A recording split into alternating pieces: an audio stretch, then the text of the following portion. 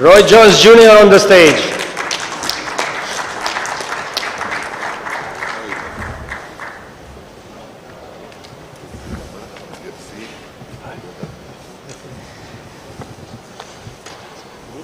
So we hope everybody in the room, and I hope everybody has a voting device and also the translation equipment. If something is not working, then please let us know right now. If not, if everything is fine, then we can start the Extraordinary Congress. Thank you.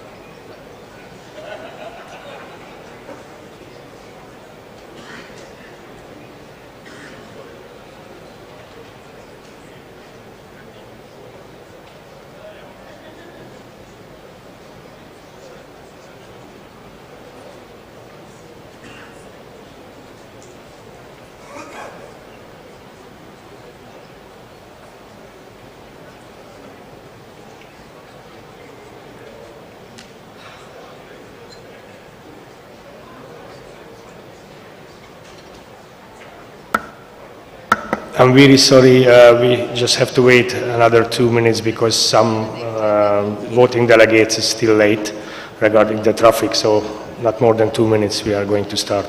Really sorry about it.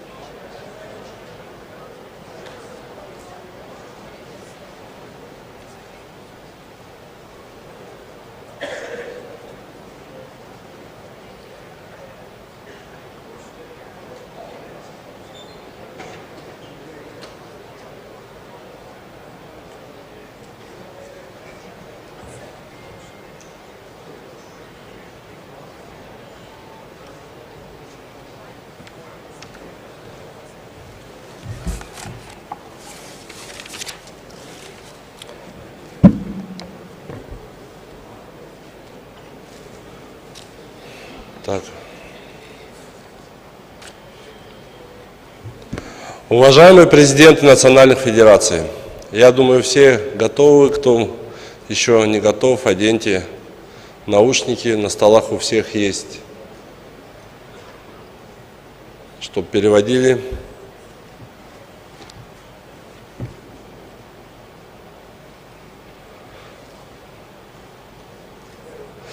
Уважаемые президенты, уважаемые генеральные секретари, уважаемые члены правления IBA, уважаемые президенты Конфедерации, уважаемые друзья, я так очень рад видеть вас здесь сегодня. Прошло слишком много времени, как мы собирались. Онлайн-встречи – это хорошо, но когда мы встречаемся лично, это еще лучше. Я хочу начать со слов благодарности нашему дорогому другу Аюпу за организацию проведения Конгресса и, конечно же, чемпионата мира среди женщин. Но вы знаете, я перехожу прямо к делу. Многим из вас очень интересно, что будет с сегодняшними выборами. Вы знаете, что независимая группа по выдвижению кандидатов вчера приняла определенные решения относительно приемлемости кандидатов. Вы также можете знать, что апелляция была подана в КАС. По этой причине выборы президента IBA состоятся завтра.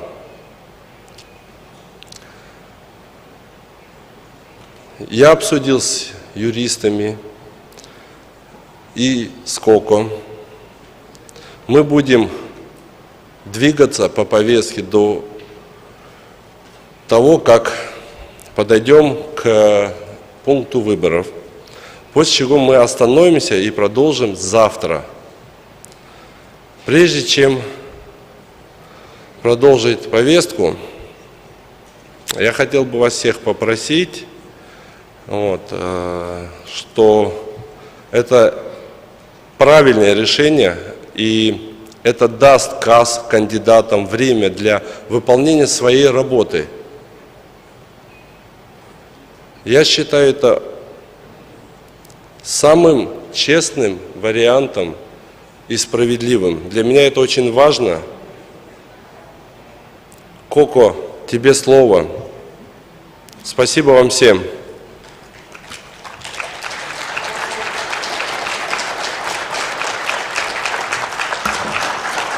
Thank you, Mr. President. Thank you. That's a fair decision. Thank you.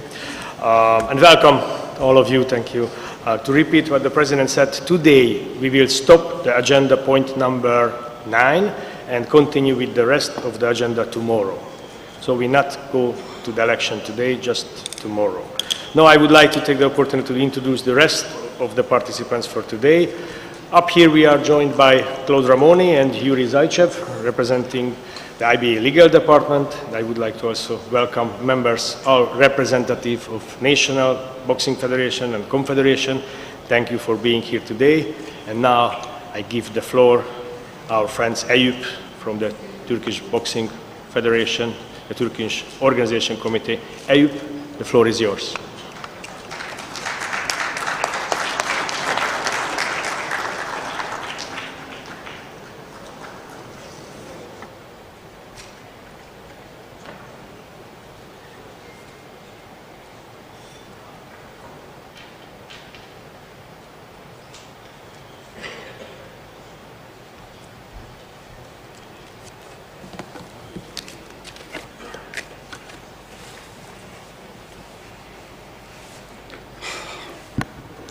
Everybody, good morning. Ladies and gentlemen, dear President, dear Secretary General, dear ABA family, our guests, and dear media agents, I heartfully welcome you here and send you my best regards. In this first face-to-face meeting of ours after a long time due to COVID outbreak, I am delighted to host you here in the center of the world, Istanbul City. I wish the Women's World Boxing Championship and the IBA Extraordinary Congress to come to a successful conclusion. Even though the colors of our skins, our countries, our language, and our beliefs are different, the beauty is brought by boxing, which makes us one body, made us become a family. I love the boxing family. I love you wholeheartedly. I wish the future of IBA to be successful, provided that it remains committed to the principle and values of the IOC. Since Istanbul is one of the few metropolises of the world in terms of both health and safety, we wanted to host you here, although we say guests. Each of you is also a host because we are all citizens of the world.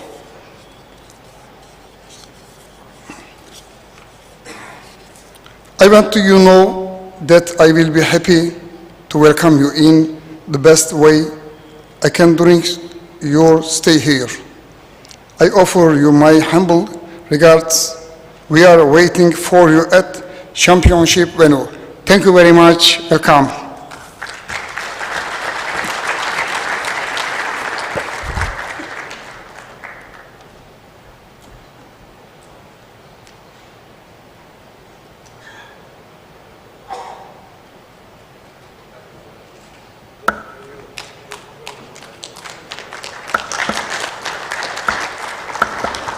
Thank you, Ayub. Thank you so much. We will now move on with our agenda. The third point is the roll call. So before we begin, I would like to welcome all members of the IBA Board of Directors who were able to be here with us today. Thank you for your job, thank you for your help, and thank you for being here. As you know, we will be voting on various questions as we go on today. It was good to see so many of you on the seminar we made for you to learn about the voting process. And there will be one more test vote after the roll call before we go into any points. And now I pass the floor to Katie from LUMI to proceed with the roll call.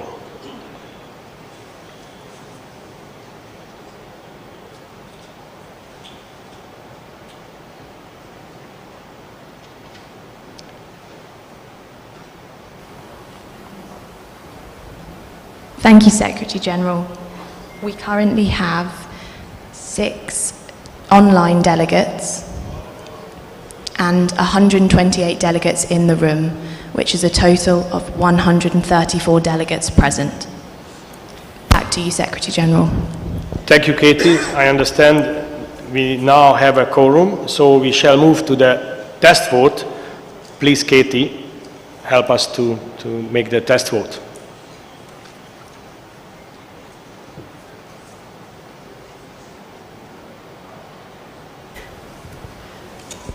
Thank you once again, Secretary General. We'll now move to a test vote.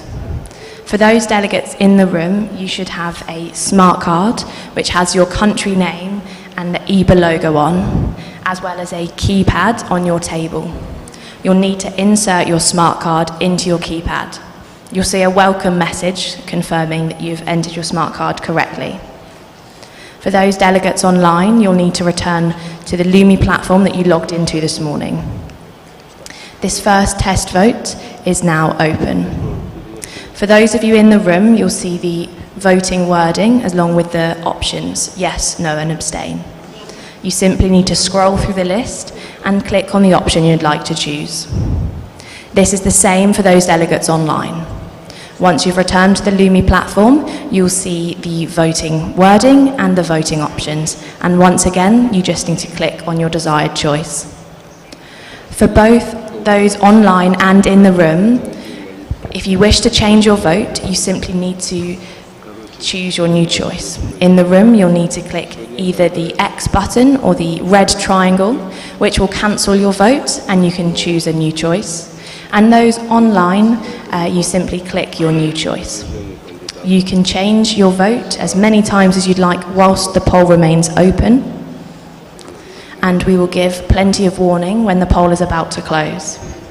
Once the poll has closed, your final vote will be cast and counted. If there are any questions, please let us know either in the Zoom chat or by raising your hand if you're having any difficulties with the voting devices. I can see that people are starting to vote. However, we are going to leave this vote open to make sure that everyone has ample opportunity to practice.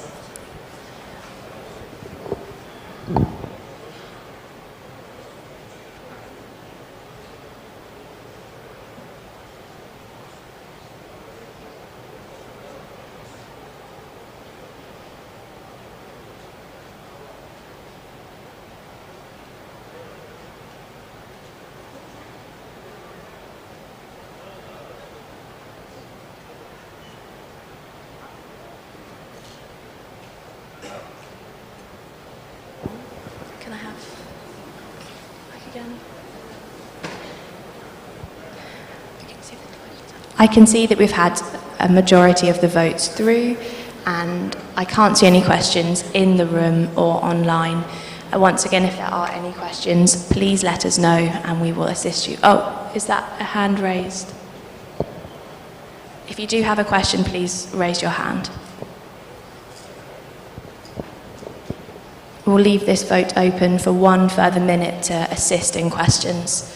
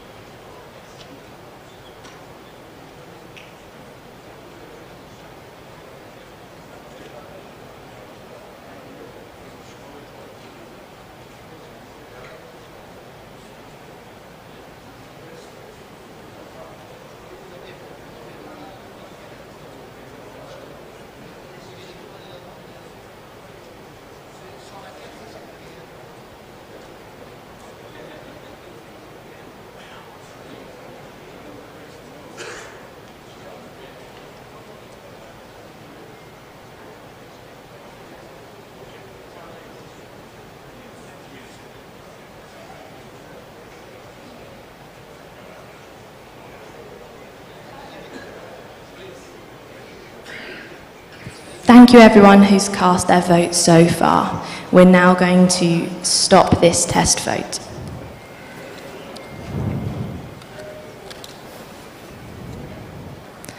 And the results will be displayed shortly. So as you can see here, this is how the results will be displayed. We had a total possible votes of 177. This is because we're currently in the process of deregistering those delegates who have not attended in person. The abstentions were 82, yes was 87, which is 49.15%, and no was 8 at 4.52%. That concludes the test vote. If there are any issues as the voting continues, please raise your hand and we will assist you. If you're attending online, please type a message into the Zoom chat and we will assist you that way. Thank you very much, Secretary General. I'll hand back to you. Thank you, Katie. Just make sure everybody familiar with the system, everybody understand how they vote, so the abstention means they not want to share the opinion about the weather tomorrow. That's why they not press anything. Am I right? So that's fine. So thank you. Let's move forward. Before we move on to the approval of the previous Congress minutes, I would like to welcome additional attenders of today's Congress. Present here today are 2 members of the Government's Reform Group, Heiner Kahlert and Melanie Scherer. sitting here. Hey, thank you, good morning, guten Morgen, and of course we will hear from them soon. Regarding our agenda, the next point is the approval of the previous Congress minutes. According to our Constitution, the minutes of the previous Congress have been circulated. We did not receive any comments. We will therefore proceed with the vote to approve the minutes. The question is, do you approve the minutes of the Extraordinary Congress held virtually in December 2021? I kindly ask Katie from the LUMI to open the vote.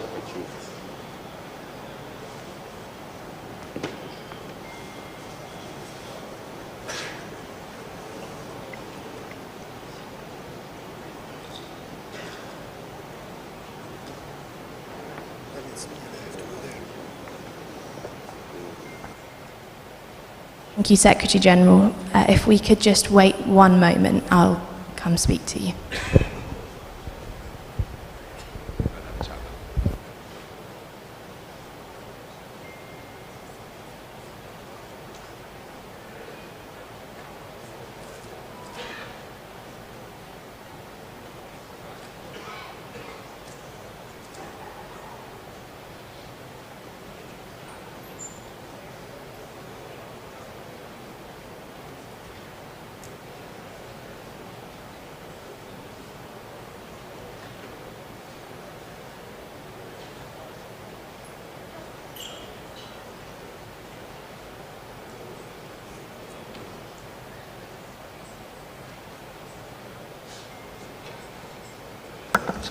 We have some, not a technical problems, but we have some small problems. So Katie will explain to you why we cannot call the vote right now. So please, Katie, explain the situation to the voting delegates.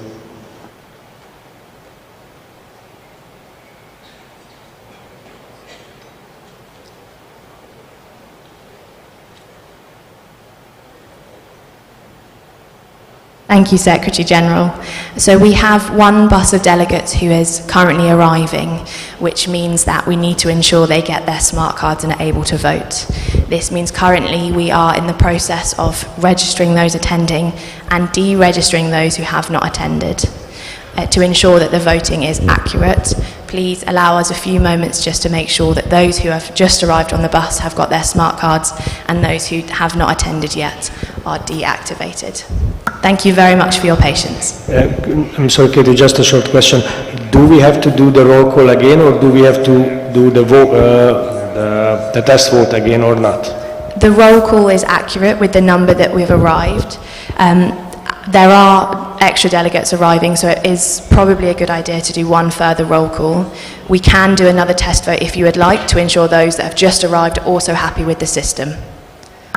Thank you so much. So if you agree, we are doing one more test vote when the bus of delegates arrives, because we have to be sure the other colleagues and National Federation representative also aware of the system. Thank you. Thank you very much, Secretary General.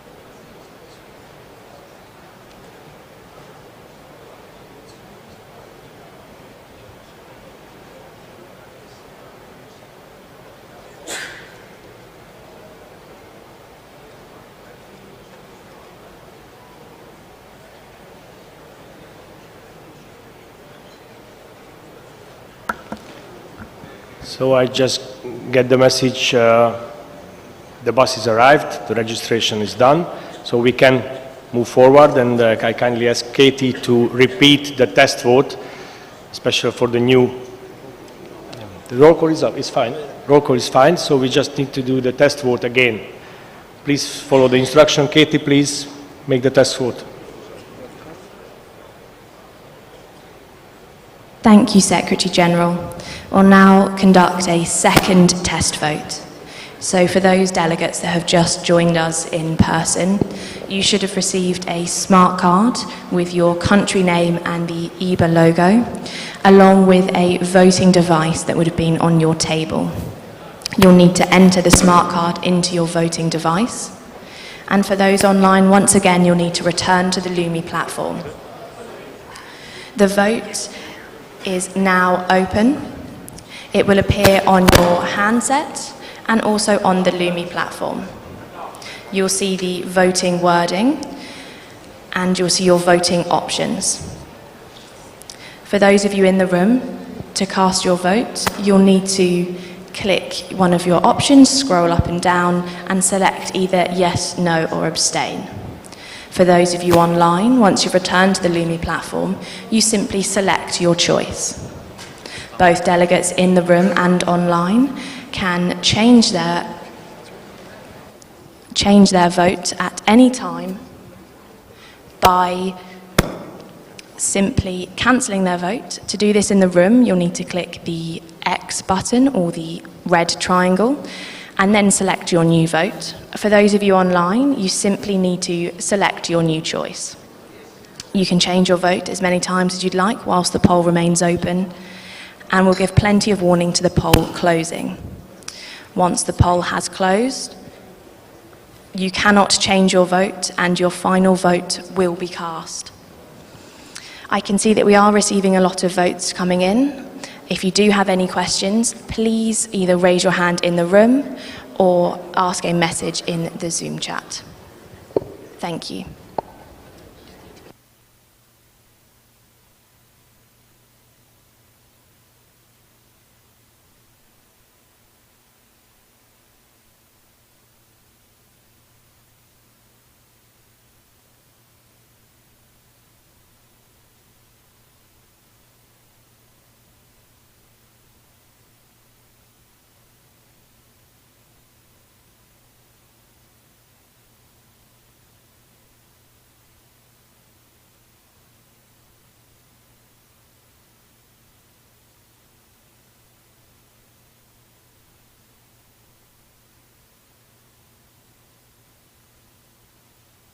Whilst everyone is casting their test vote, I can confirm that we still have 6 online delegates, and we now have 138 delegates in the room, so 10 further than the earlier roll call, which accounts for 144 attendees present, both in the room and online. I can't see any hands raised or messages in the Zoom. However, we will leave this vote open for a further minute to ensure everyone gets ample opportunity to cast their vote. Once again, if you do have any questions during this test vote, please let us know.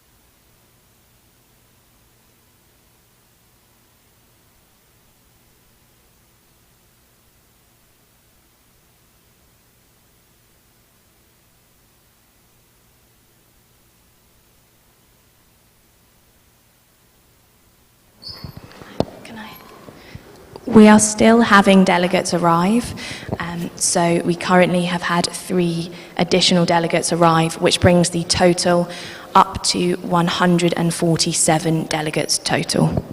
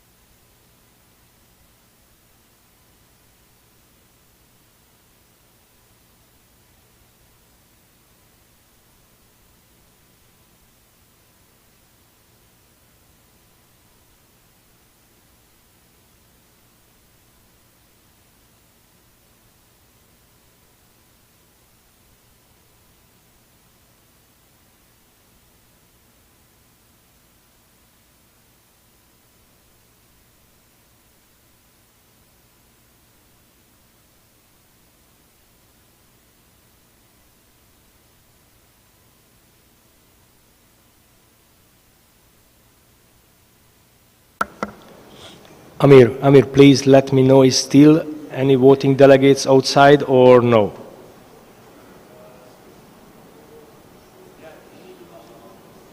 Okay, we still have to wait because we still have some Congress delegates, voting delegates, National Federation representatives outside, just recently arrived. We are really, really sorry about it, but I hope they will arrive soon to the room.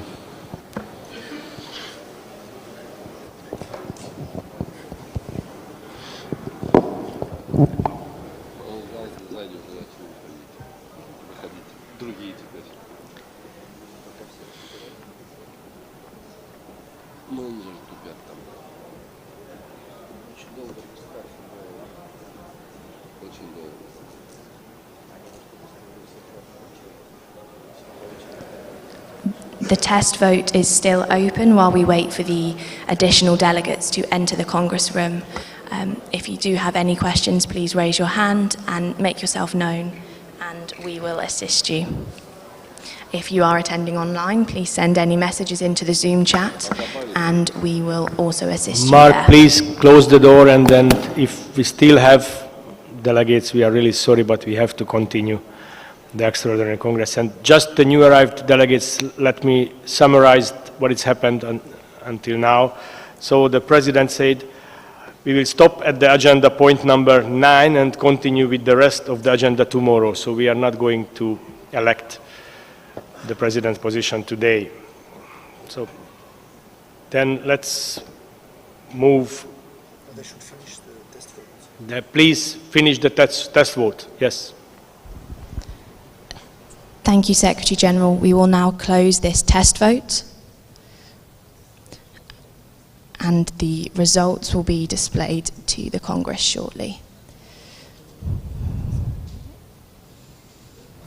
So we now have a total possible votes of 148, and that's split between those attending in the room and online. There are 35 abstentions, 99 votes for no, and 14 for yes. That concludes the test voting. If there are any issues during the voting and you need any advice, please either raise your hand or ask a question in the Zoom chat. Back to you, Secretary General. Thank you very much. Thank you, Katie. Now we jump immediately to the point number 5, the approval of the previous Congress minutes. The question is, do you approve the minutes of the Extraordinary Congress held virtually in December 2021? I kindly ask Katie from the Lumi to open the vote. Thank you, Secretary General. The first vote is now open.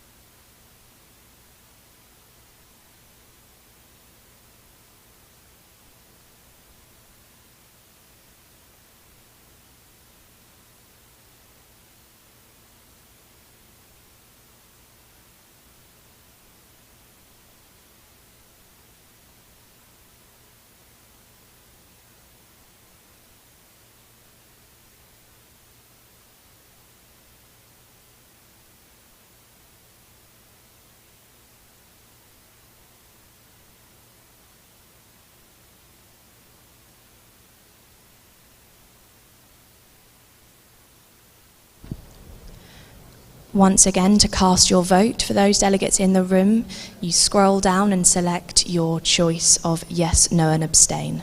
You'll receive a vote received message on your screen to confirm your vote has been submitted.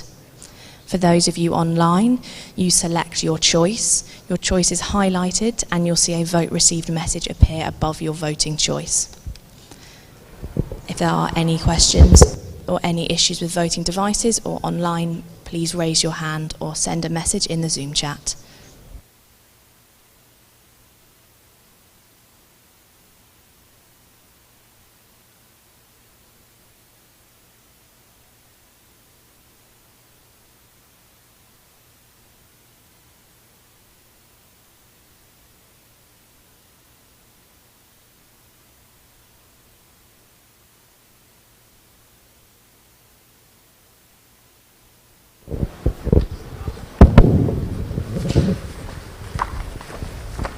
can see we have received a majority of votes so far, so the vote will close in 1 minute. 1 minute remaining to cast your vote.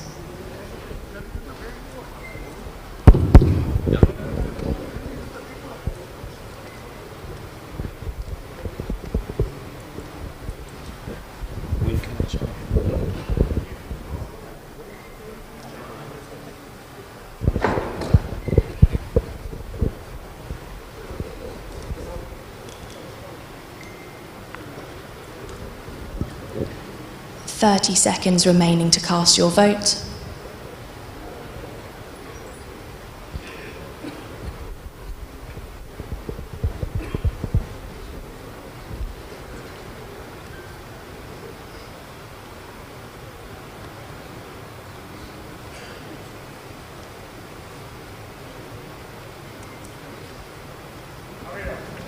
The vote is now closed and the results will be displayed shortly.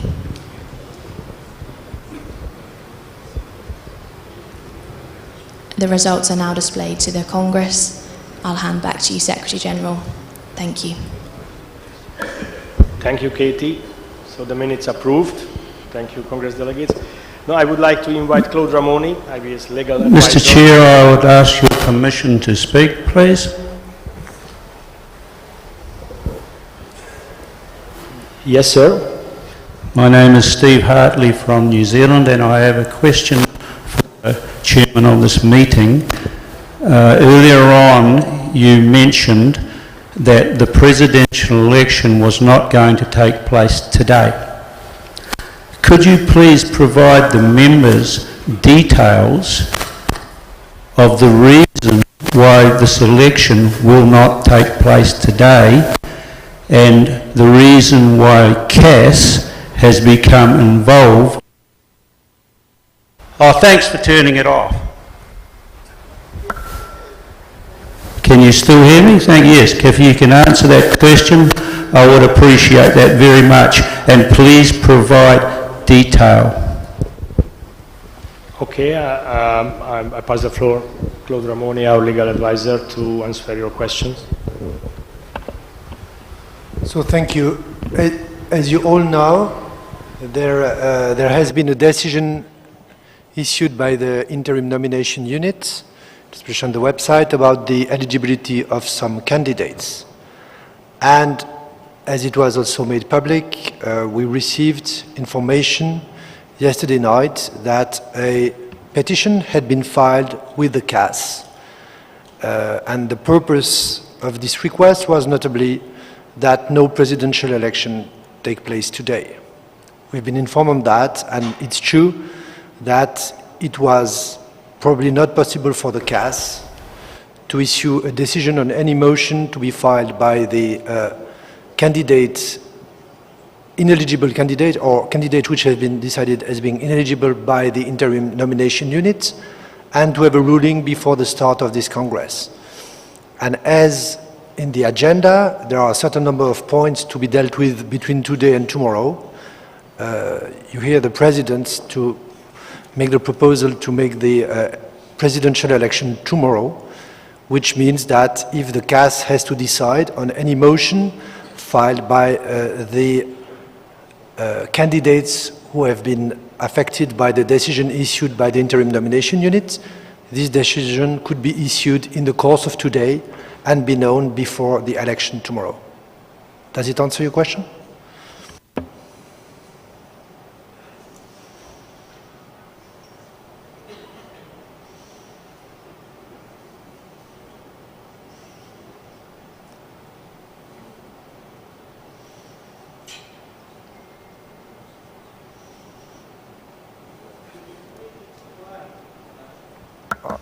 We are really sorry, but without microphone, please. Could you please explain why the Complaints Commission did not find any ground for the delegates mentioned to not to stand at the election? They found no cause that would justify the delegates not being eligible to stand, but the interim nomination unit did. Does this not seem contradictory? You know, sir, I think we have Mr. Blondin for the nomination unit here. They do their work independently from us. I will just pass the floor to him to explain what he believes should be explained about the decision. Thank you, Claude. Thank you for the question. The competence of the nomination unit are separate from the competence of the compliance unit and of the disciplinary committee. So the two bodies decide on different aspects. Ones are disciplinary infringements and the other ones are just requirements that are clearly established in the Constitution and in the regulations on the Congress and on the elections, and that the eligibility checks are run in order to check if those requirements are met or not. So as Claude Ramoni anticipated, the two bodies work independently, and this is basically the reason why. They decide on different things, so the two decisions, even though they may look at first sight contradictory, they just refer to two different things, the same matter, but look at from two different angles, applying different rules. This is the reason why.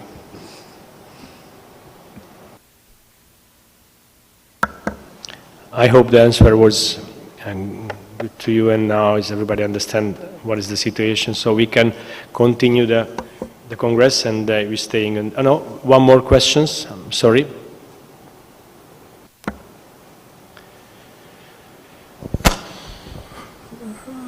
Спасибо, господин генеральный секретарь АИБА. Я являюсь президентом Федерации бокса Кыргызской Республики Умбеталы Кыдыралиев. Я хочу сказать,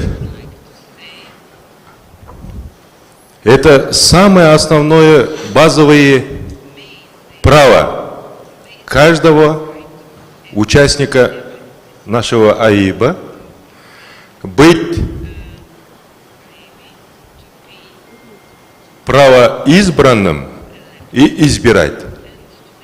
Мы не должны никакие ограничения вводить. Если кто-то хочет быть избранным, мы должны ему всегда предоставить право. Если кто-то хочет избирать, мы должны... Сегодня мы все приехали со всех концов нашей планеты избрать президента всемирного бокса. И что вот юрист какие-то ограничения вводит, я хотел бы четко и ясно услышать. У меня есть потом еще второй вопрос.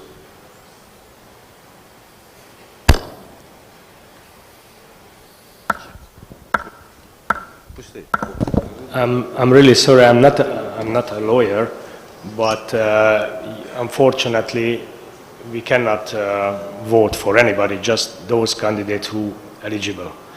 And the independent nomination unit find something, which means not all of the candidates was eligible to run for the position. Am I right? It's correct, absolutely. Just as it was said, you can vote for anyone that is declared eligible. Then anyone can request to be considered eligible or not, but then there is an eligibility check to be carried out, and that's based on the Constitution and regulations that were voted by the competent bodies. So we just apply the regulations. Yeah. Я вам хочу еще раз вопрос задать, да? Вы второй раз, уважаемый, отвечаете таким вопросом Конституции. О каком Конституции вопрос идет? Или вы путаете со словом «устав» АИБА? Или Конституция? Вы определите? Дайте нам разъяснение, пожалуйста.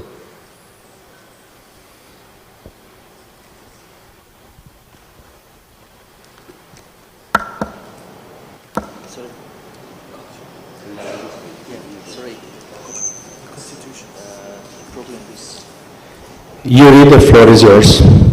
Being Russian speaking, I will explain you the meaning of this word, because in English we have the name of our main document, IBA Constitution, which in Russian can be translated as Ustav IBA. So the Constitution and Ustav means the same.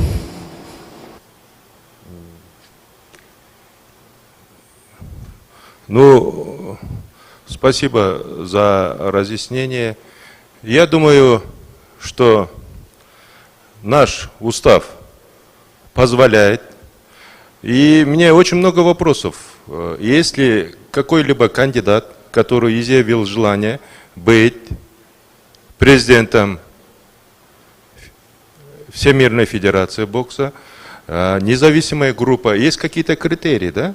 Они должны через эти критерии пройти, да? Если, будьте добры, объясните, какие критерии есть?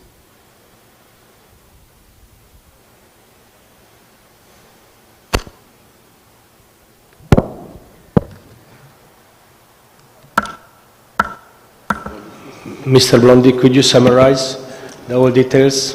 Yes, sure. Look, there are everything related to the application to become a candidate for any position in the board, including the president, independent directors are detailed in the constitution or chart, and then there are further details in the IBA regulations on the Congress and elections. So for instance, in the Constitution, when you take Article 26, you have an explanation of how the independent directors are selected. 27, it explains how eligibility and vetting is carried out, so how basically the nomination unit works.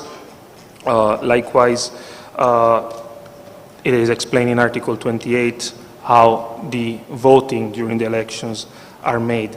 Then when it comes to more details concerning the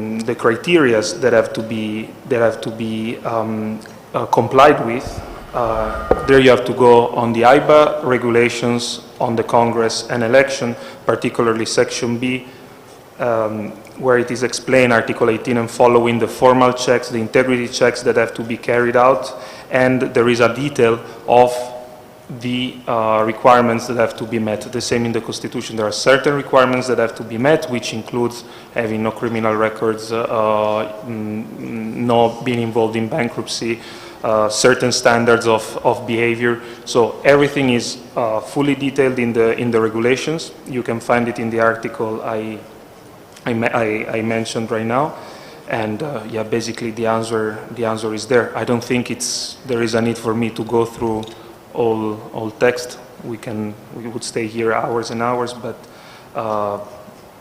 basically everything that has to be taken into account are included in the Constitution and in the IBA regulations on elections and Congress.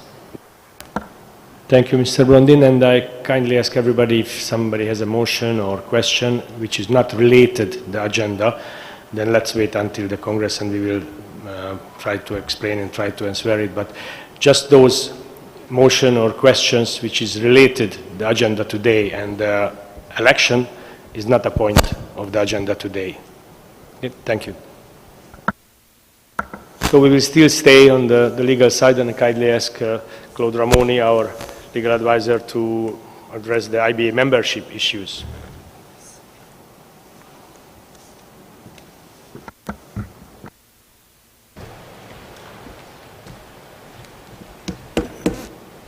Thank you, Secretary General. Dear delegates, I'm here to present the issues we have with IBA has with two national federations. You are probably familiar with that because it has already been discussed at the last Congress in December 2021. So the next slide, please. The first federation is if I can have, thank you very much. The first federation is Saint Vincent and the Grenadines. I remind you that on the occasion of the last Congress in December 2021, there was a decision to confirm the suspension of Saint Vincent because they had no true activities, and to ask IBA to continue the monitoring of their activities, and this suspension was to last until the next Congress, meaning until today. That's why the matter is again in the agenda. So the monitoring is ongoing.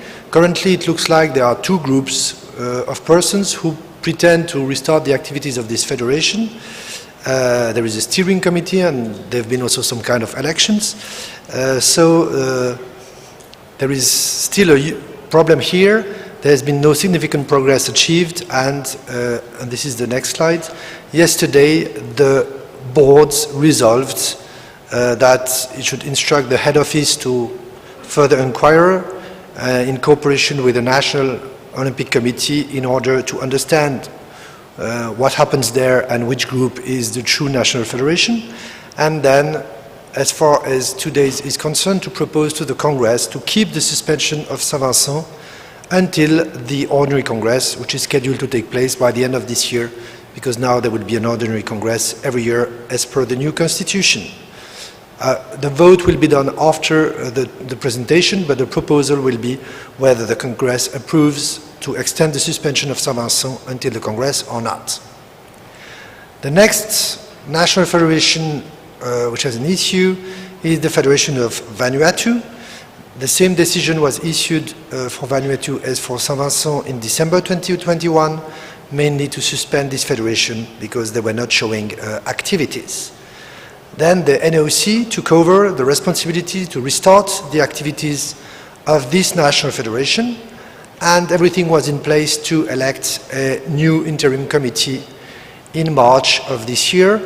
Unfortunately, due to a COVID outbreak in Vanuatu, there has been a lockdown and everything has been postponed. So for that reason, they were unable to achieve the main progresses they were supposed to achieve, and they have interest to continue, but it means that it's impossible to reinstate this federation for the time being. And the proposal by the boards, which is made to you today, which was decided yesterday, this is the next slide, is to propose to the Congress to keep the suspension of Vanuatu in place until the Ordinary Congress to take place by the end of this year. So before I pass the floor back to the Secretary General for the votes, I don't know if any of you has any question about those membership issues. If you have, please make a lot of noise because I don't see you. I have the light in front of me. So I don't see. One question? Actually, three questions, I think. Sorry, I don't see anything. Yes, very good morning. I'm Stephen Inval, President of the Guyana Boxing Association.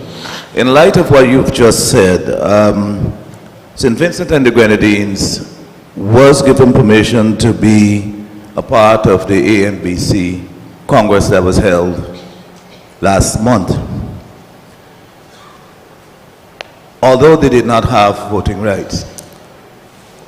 In view of what you have just said, is this in contravention to anything that IBA has, knowing that there are two factions within St. Vincent and the Grenadines, and none of them actually being recognized at the moment by IBA? So my question is, was St. Vincent and the Grenadines being part of the ANBC Congress in contravention to anything that IBA has? So the answer is, of course, the eligibility criteria in continental confederation and at international level may differ, but honestly, I'm not aware who was there at this Congress, but normally if a federation is suspended, it should be also suspended at continental level.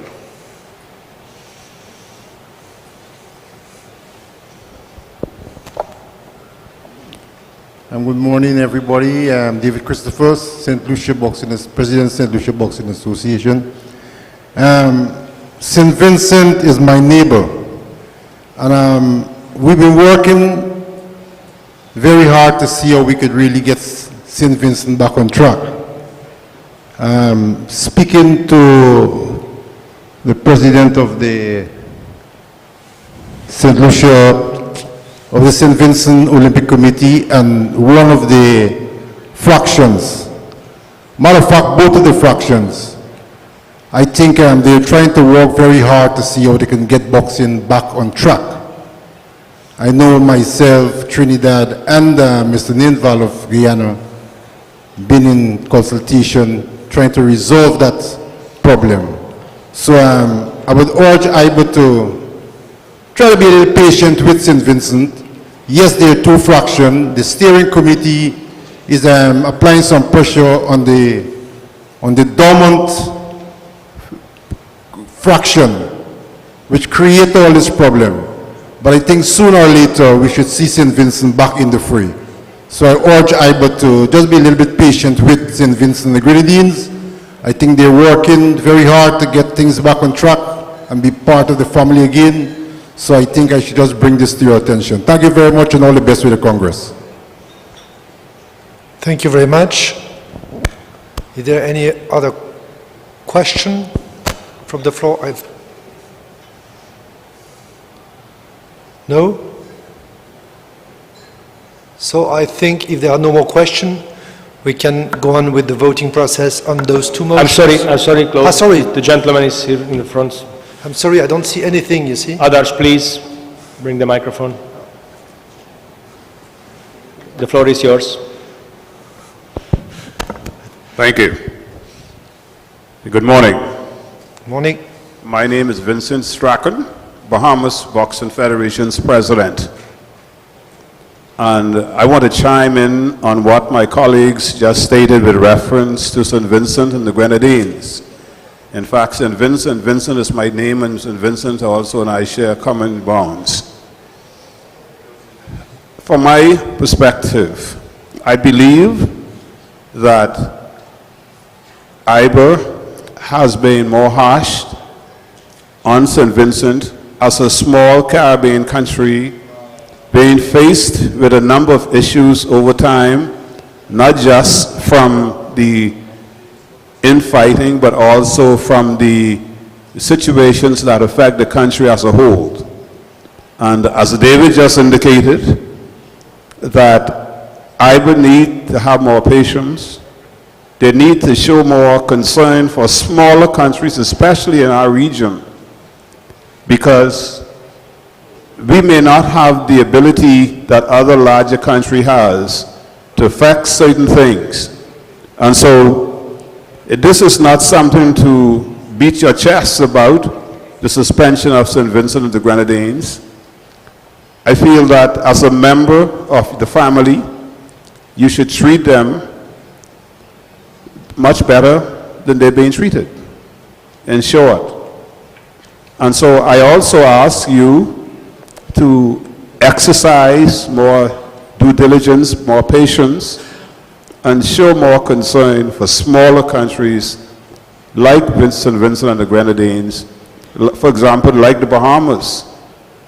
We went through a whole lot of climate situations regarding just hurricanes recently, where two of our major economies were devastated, and we're still not able to restore a whole lot of things. And we have our challenges. So you cannot use the same brush to paint every country as you would do in many instances. You must look at cause and effect, and from there you should be able to surmise, how do I go about dealing with this situation? And so I look forward to either being a better big family, big brother, big sister, however. And I also want to say, while I'm on the floor, I'm looking at this agenda, and the agenda is defective because it makes no provision for fellow members to share their views on other issues. And so, because I want to raise the issue today, but the agenda doesn't seem to give me that opportunity. But I hope the agenda tomorrow will be more friendly, more inclusive. Thanks very much. Thank you very much, sir. Just on the issue of the suspension, I think the monitoring, what we call the monitoring of the federations by IBA, and it's the head office doing that. The idea is not to punish anyone. The boxers can still go to competition. It is simply to make a follow-up in the countries where there are issues in order to help them to solve their issues, and the vast majority of the countries with issues, the issues are solved and they are not put forward to the Congress for any vote. It's only the very few countries where the issues could not be solved that when, it's not working, when you do not get any answers during months, then it means there is a problem, and therefore there was this suspension in place, but hopefully the matter is dealt with at each Congress, and at next Congress, if Saint-Vincent, through the monitoring of the head office, is able to restore proper governance, that it's working again, then they can be reinstated. You just indicated a point that you brought to my mind when you talked about the boxes. Yes. With a suspended country, it is extremely difficult for those boxers to participate in basically any events, especially IBA sanctioned events. And so that is the reason why I suggested that you should show more concern, because the boxers suffer. They are the ones who cause us all to be here. And if we forget that, we would simply be sliding down a slippery slope. The boxers are the ones who cause all of us to be here. Thank you. Other question on that issue? Or I can pass the floor back to Secretary General for the vote. Looks like... Good morning. There is no other question, so I will pass the floor back to... One gentleman. Yes, Mike McAtee from USA Boxing. Yes. I'm all the way at the back. Hi, Mike. The floor is yours. The question I have in regards to board activity, and once a board, when it comes to a national federation being suspended or not suspended, is that generally an action that is voted on by the Congress, or does the board make the decision?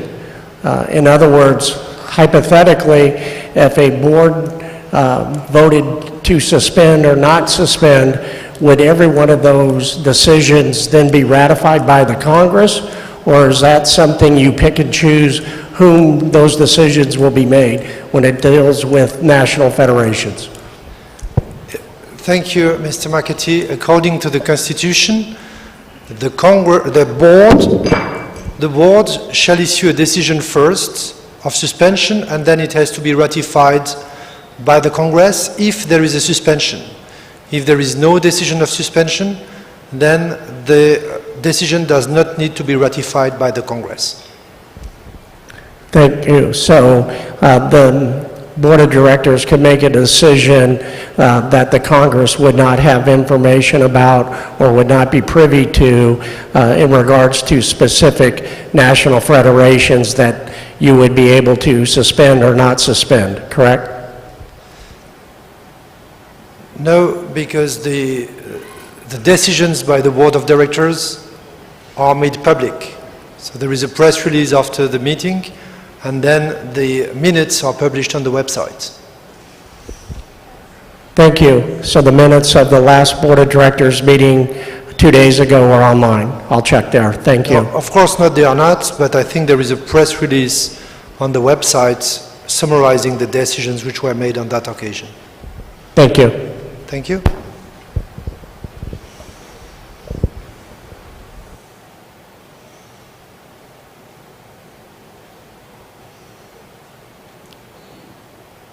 So it looks like we can then pass the floor back to Secretary General for the vote. Thank you. Thank you, Claude. So now we will vote, 2 votes especially, about the discussed issues. Katie, over to you. Just read aloud the first questions. Does the Congress approve to extend the suspension of the National Federation of St. Vincent and Grenadines until the 2022 Ordinary Congress and continue the monitoring of their activities. So, Katie, the floor is yours. Thank you, Secretary General. The vote is now open.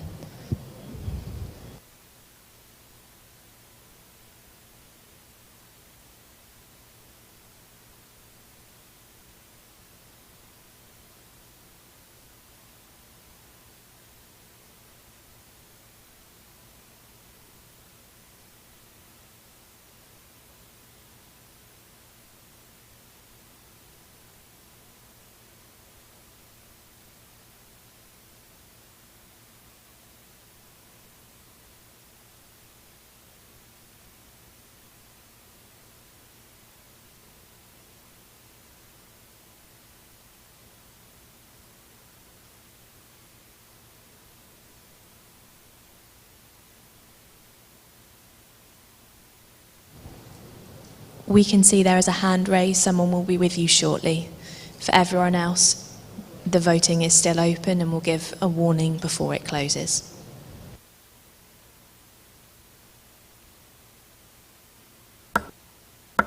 I kindly ask our colleagues if somebody has a technical problem or something goes wrong with the machine, just raise your hand and our colleagues are going to help you and finalize the issues.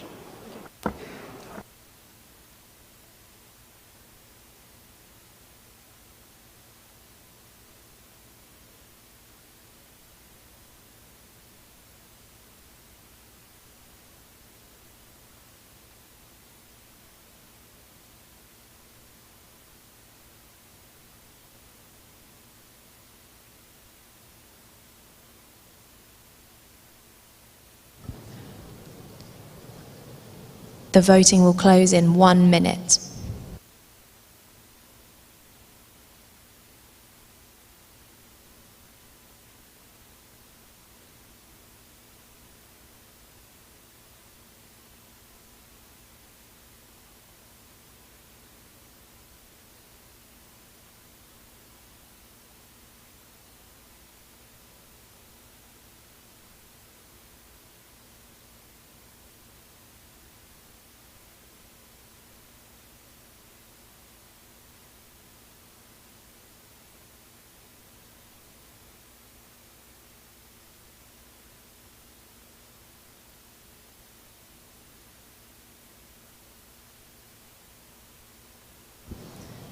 The vote will close in 30 seconds.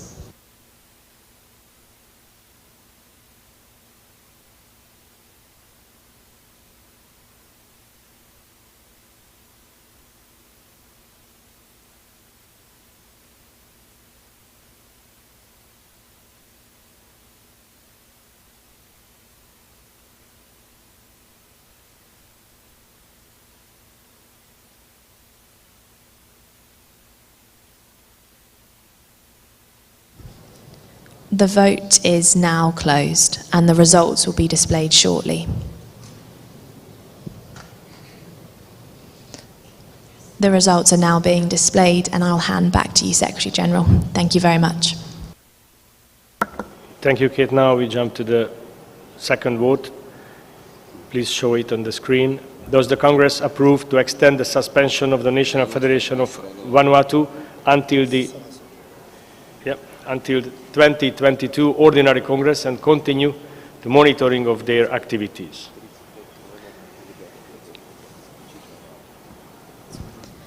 Thank you, Secretary General. The vote is now open.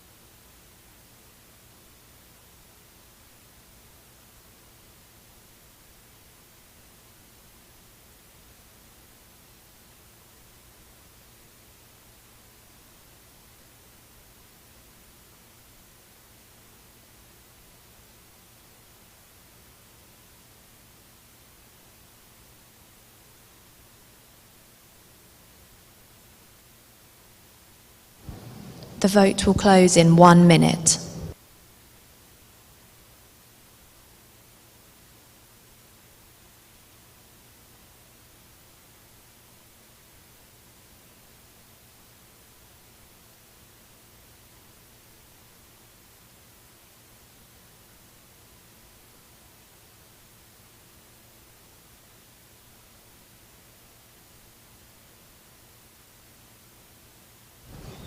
The vote will close in 30 seconds.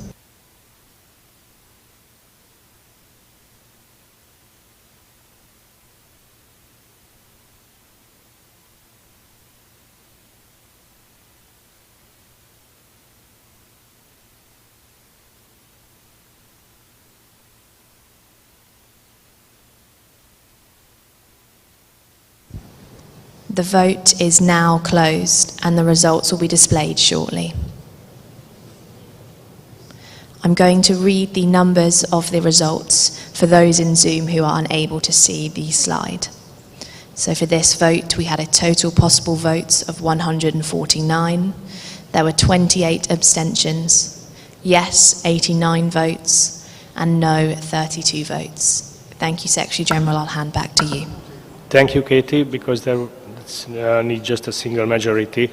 The Congress voted to extend in both countries suspension, and I kindly ask the legal department to watch carefully the situation over there, and then if they need help, then probably we can help to find a solution. Now we can jump to the next point, which will be an update of the IBA Confederation reforms and election.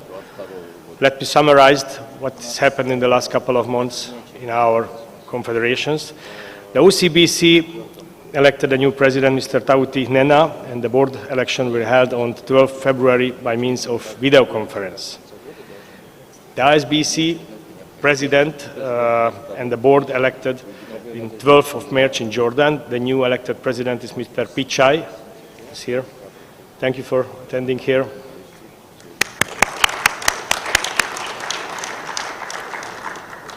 The European Confederation, the OBC, has a board and president election in 30th of April in Assisi. The new elected president is Dr. Yannis Filipatos, with us. The IMBC has a presidential election during the last year. The president is here, Mr. Jose Laureno. Chiki is here.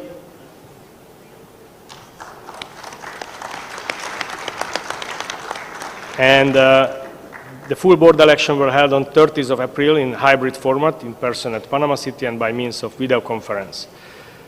With regards to the African Confederation, let me pass the floor to Claude Ramoni to explain the situation to you. Thank you, Secretary General. If you can please pass the slides, it would be very nice of the slide operator to jump to the next slide and the following one.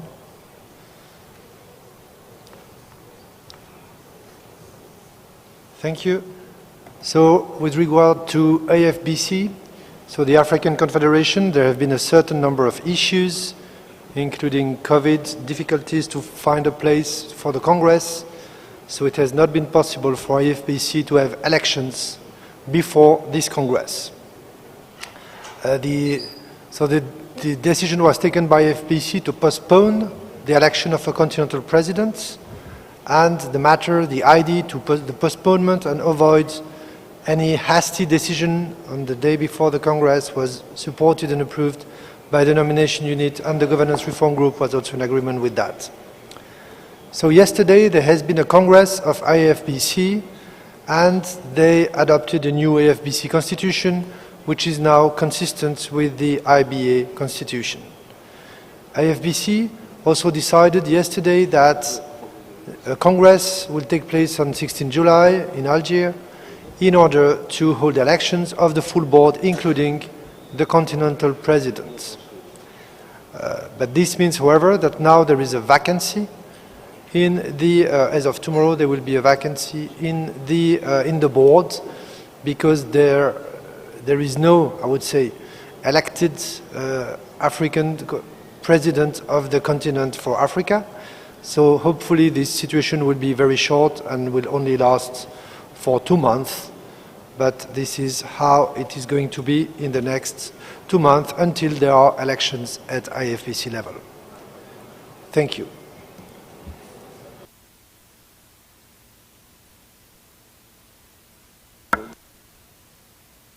Thank you, Claude. Now, we will now move to the next items, our agenda, where will be my annual report as an IBA Secretary General.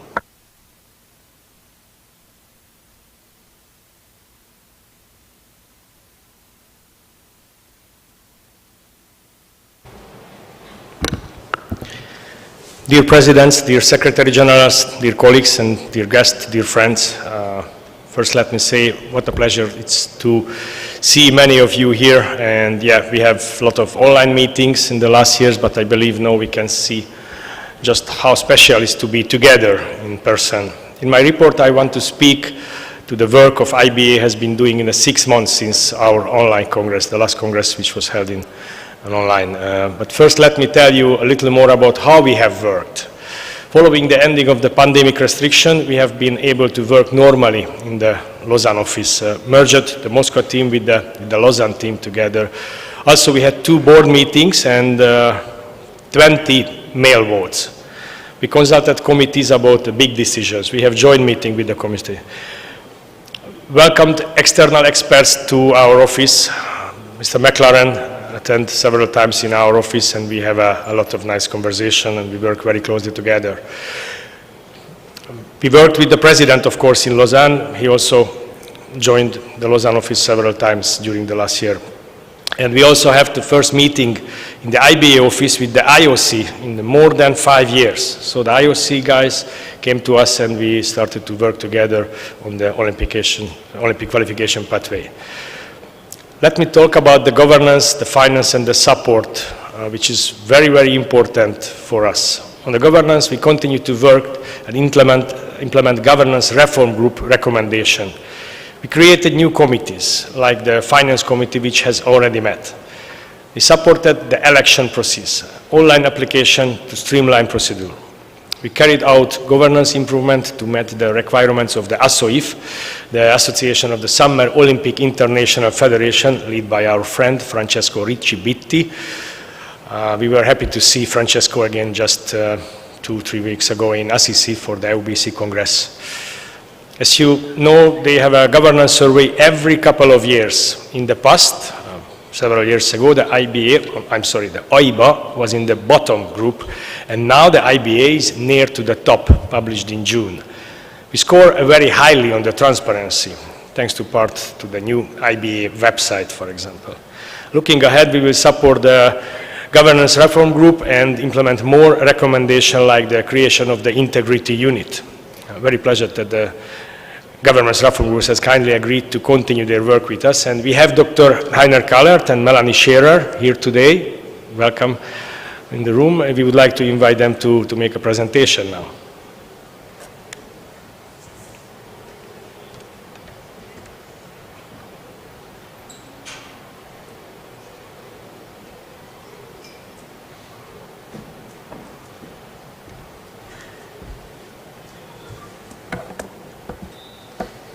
Thank you, Secretary General. Dear delegates, I've been asked to provide you today on behalf of the Governance Reform Group with an update on the IBA's ongoing governance reform. Before I do so, however, I would like to reiterate the significance of this reform that the IBA has decided to undergo. This reform, as you know, is not only an end in itself. Rather, through this reform, the IBA seeks to rebuild trust and to regain IOC recognition. The IOC will decide on the status of the IBA in May 2023, in relation to which decision the IOC Executive Board will make a recommendation in March 2023. However, already in January 2023, so more or less half a year ahead, the IOC will issue reports on the 3 main areas of concern that the IOC has identified and repeatedly highlighted in relation to the IBA. That is first governance, secondly finance, and thirdly judging and refereeing.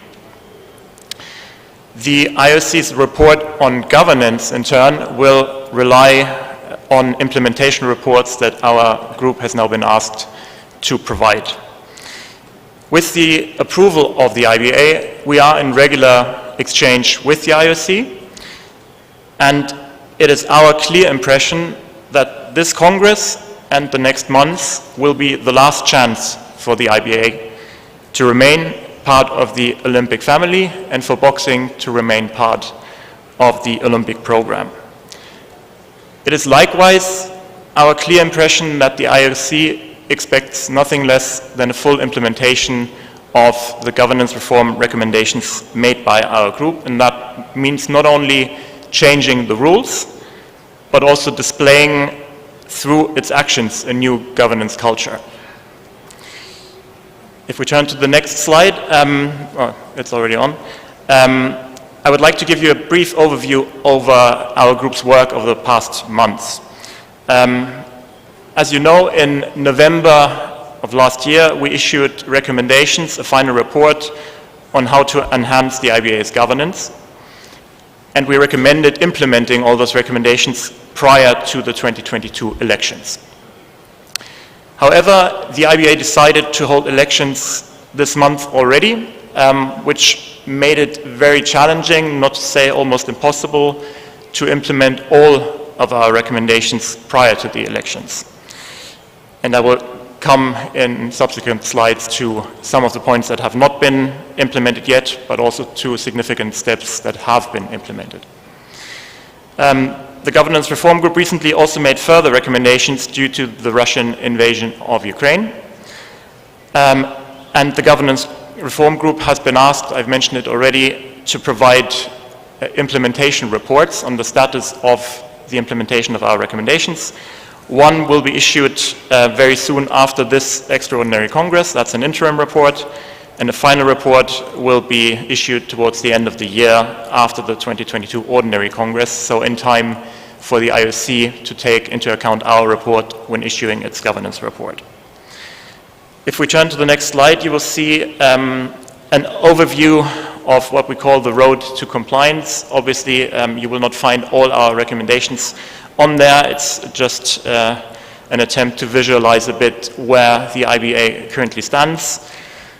You will see on the left half, more or less half of the slide where the arrow is black, the steps that have already been taken. On the right side of the slide where you see the red part of the arrow, the steps that are still ahead, well, the main steps that are still ahead.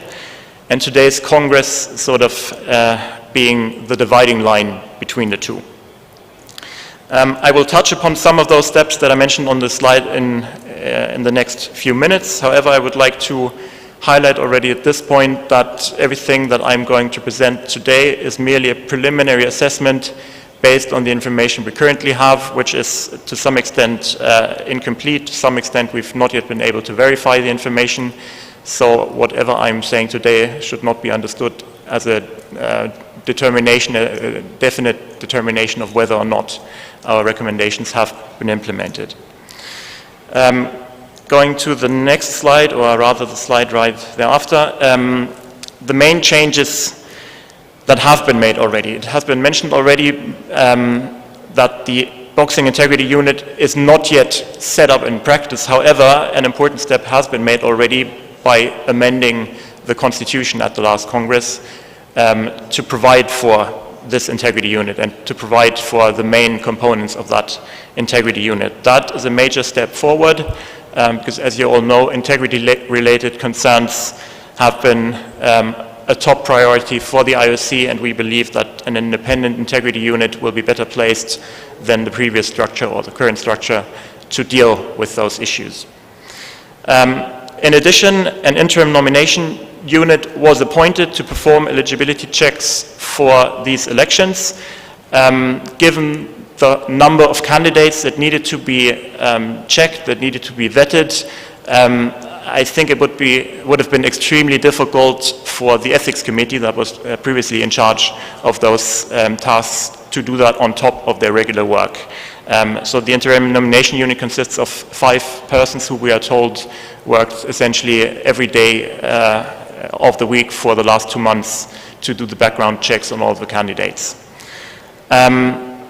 Finally, on this slide, the third main change is something that will come into effect after this elective Congress, namely the reduction of the size of the board of directors from currently 27 members to 18 members, and importantly, the majority of those members will be so-called independent directors that are selected or then elected in a way that is meant to ensure gender and geographic diversity, as well as the necessary skills on the board to help the IBA do what needs to be done in order to become compliant again and to rejoin the Olympic family. If we turn to the next slide, another important aspect of our recommendations was a fresh start in terms of leadership personnel. You have heard earlier today that Africa has not yet elected its new president. However, the 4 other continents have elected new continental presidents. And if you look at the list of candidates for the independent directors for the IBA Board of Directors, you will see that out of the 29 candidates, there are 23 new names, meaning persons who were not previously members of the IBA or IBA board.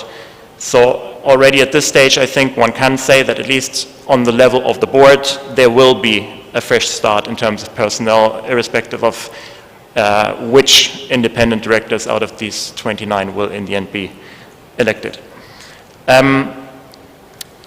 Another point, the abolishment of the IBA Council, which was foreseen by the previous constitution. We recommended that this be abolished. Also, that is a bit tied to the reduction in size of the board. This has been implemented already with the last amendments to the constitution. And finally, also this was mentioned already by the Secretary General, the previous IBA committees were reorganized. There are also new committees, in particular the finance and strategy committees. There are also new commissions, the member federations and diversity commissions. And the role of the audit committee, and that's a very important point, was changed. Previously, it essentially advised the IBA on financial matters. Now it's supposed to conduct an independent internal audit. And as part of this Congress, you will get to elect the members of that independent audit committee. If we turn now to the main changes that are still outstanding as of today. And again, this is not an exhaustive list. This is the main things that I wanted to mention today. If we can turn, please, to the next slide. First of all, the integrity unit has to be staffed and become operational as soon as possible after this Congress. It has been clear already in the lead up to this election that the current bodies have difficulties to timely handle all cases related to the elections, so that is something that will hopefully improve once the independent integrity unit is in place.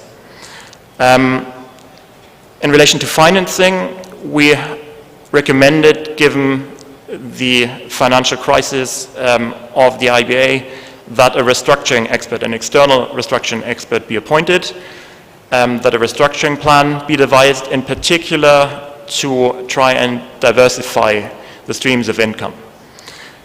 We have been informed, to start with the latter point in terms of diversification of income, that there have been talks with sponsors, I apologize, who expressed general interest in sponsoring the IBA. However, apparently all of those sponsors said they wanted to wait and see what happens at this Congress before they engage in any further talks. So far, no additional streams of income have been realized.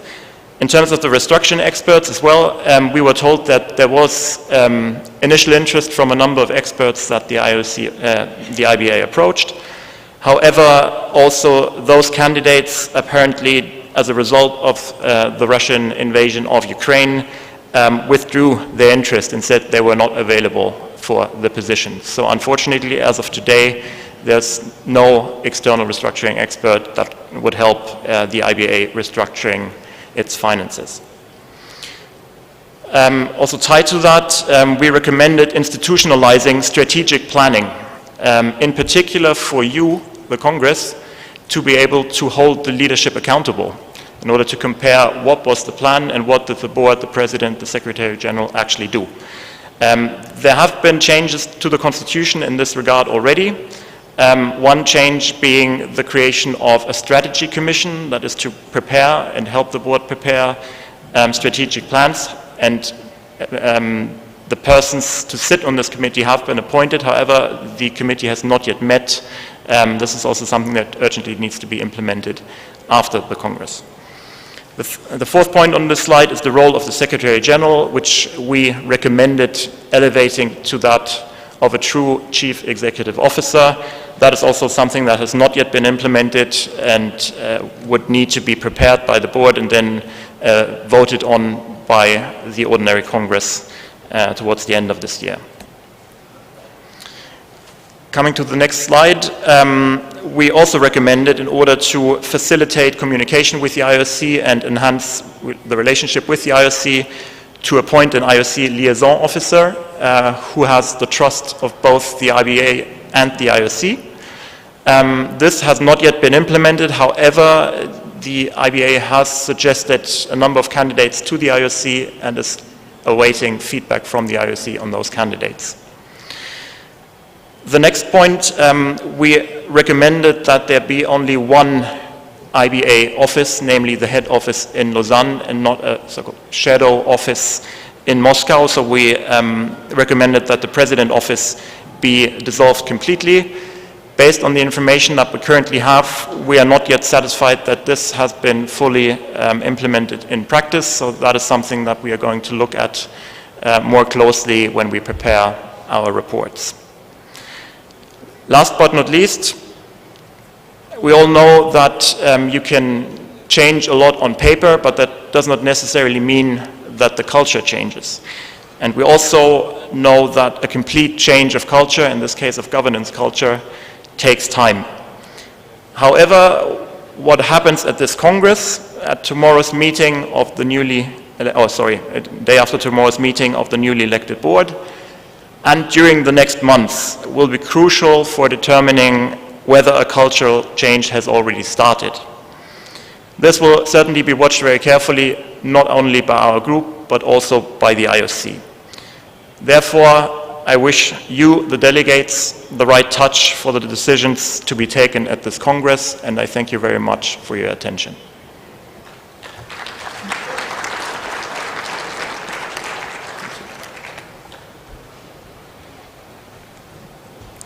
So, thank you, Melanie. Thank you, Heiner. I do hope you will give our thanks to Professor Possibility to ask a question on that? I'm sorry. So, of course, if you have any questions, yeah? Oh, yes, please. Thank you. Sorry.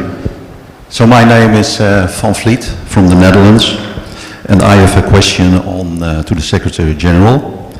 It was mentioned that the Finance Committee has been created and has met. Has it provided to the Board of Directors as you promised? We have not seen any financial reports presented here on this important occasion. It is very unfortunate. But from the budget that was presented to us at the last virtual Congress in 21, we can see that the IBA spends almost 2 million on communications, 4 million on marketing, and 3.5 million on external consultancy. At the same time, integrity and anti-doping expenses are around 600,000 Swiss francs. So please detail the marketing and communication expenses. What is the projected net gain of IBA for the fiscal year? Many thanks for answering these questions. Thank you for the question, but actually this is an extraordinary Congress, so the financial report will address on the ordinary Congress, but I still have, of course, the financial report update in my presentation. When will this be issued to the members then? Right now, I want to continue my report. Any questions?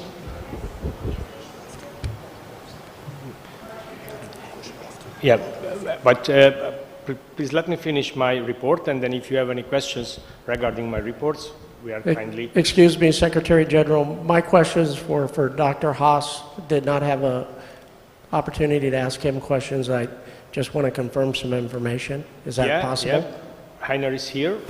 I think he's ready to answer your question.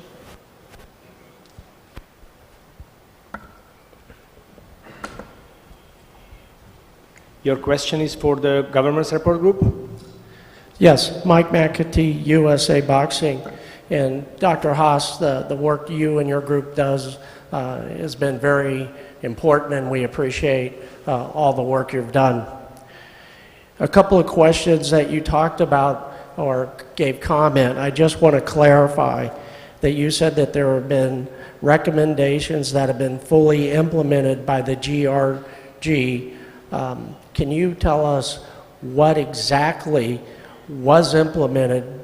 Because based on the slides, what I have seen is that one, no liaison officer was hired, which you said was a critical position in regards to the crisis of IBA and the IOC. In that, my question to you in regarding is, when were the names sent to the IOC for recommendations? What date? And why has IBA not requested the IOC get the information back? Thank you very much for the question. I'm afraid that for the exact date, I would need to turn over to the Secretary General, but in my recollection, it's at least several weeks ago, if not several months ago, but to be quite honest, I can't tell you the exact date. Secretary General, can you please tell us when the names were submitted to the International Olympic Committee? Exactly, I just checked the emails that was in 4th of March. So correct me if I'm wrong, after names were submitted, the IOC we've been waiting on the IOC since the 4th of March. Have we, as IBA, requested that they expedite this critical position?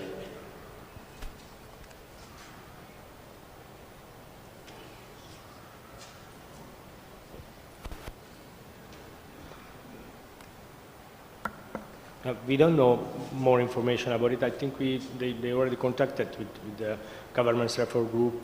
Am I right? Yes. They contacted with the GRG. Thank you.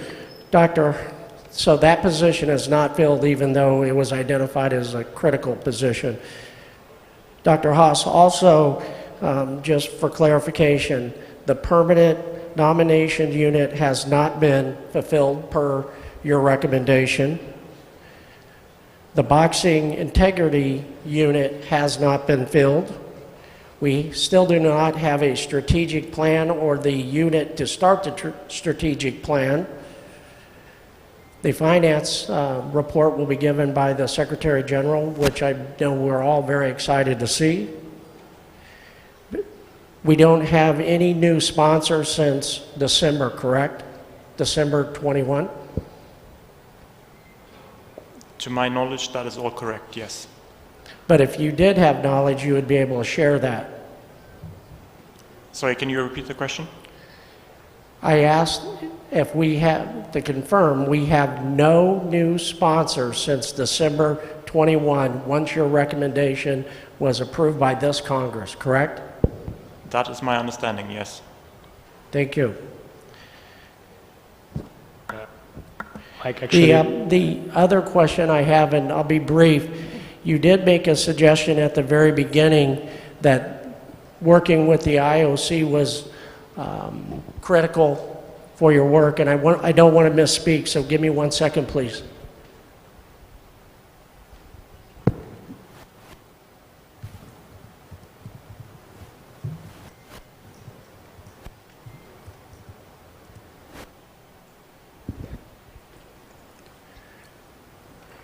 In regards to the letter that was sent by the IOC on May 10th, 2022. Did you see that letter? Yes, that was forwarded to us the following day, I believe. Could you please comment in your expert opinion, and I quote, the last paragraph in this letter that states, "We thank you in advance for this outstanding information and confirm again that the IOC recognition of IBA remains suspended and boxing is not currently included in the sports program of the Olympic Games of Los Angeles 2028, with concerns remaining in the key areas of governance, finance, financial stability, and the proven integrity of the refereeing and judging systems." Would you agree with me that we are exactly where we were in, I believe it was June of 2019, after the Lalovic report came out? Obviously, I cannot speak on behalf of the IOC, and I don't think it will help you if I offer my personal interpretation of what they may have meant. But to your last point, I tried to show, I hope that was clear on 2 slides, steps that have been taken already. So I would not agree with your statement that we are where we were a year ago. But I also highlighted, and you repeated some of the points, that there are still important steps that have not yet been implemented. Whether that is what the IOC is alluding to in that sentence, I'm unfortunately not in a position to confirm or not confirm. Thank you. Thank you. Is it my time? Dr. Hart, I'm over on this far side. I'm sorry, could you stand up, because probably Not a the problem. room will see you. Thank you. Not a problem. Dr. Haas, for a moment, I thought you were in front of a commission of inquiry. I will not take you down that road, because I don't think you are. But I made a few notes based on your submission just a short while ago, and I would take them one by one very briefly. And I made my first note here that you cannot cause the IOC to do what it should do in any given time. In other words, the IOC work at its own pace. The IOC agenda is my subheading. And I felt that the IOC should have established its own watchdog committee, within or without, that there should be some accountability of the IOC's behavior. Who is watching the IOC? They want to have a president, in my opinion, who will be their puppet. And again, that's my opinion. So they make it appear as if IBA is not fulfilling its commitment to their request. In fact, there seems to be a complete changing of the goalpost.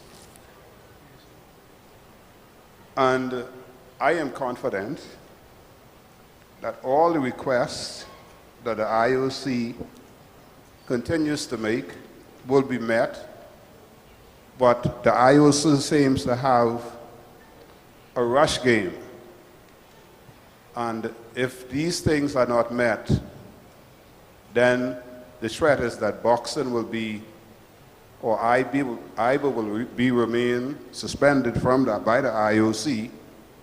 And I've been watching this thing long enough, I've been watching this game long enough to see that the IOC indeed has an agenda, and the agenda is not, I repeat, the agenda is not to elect a president that they don't wish to have as president.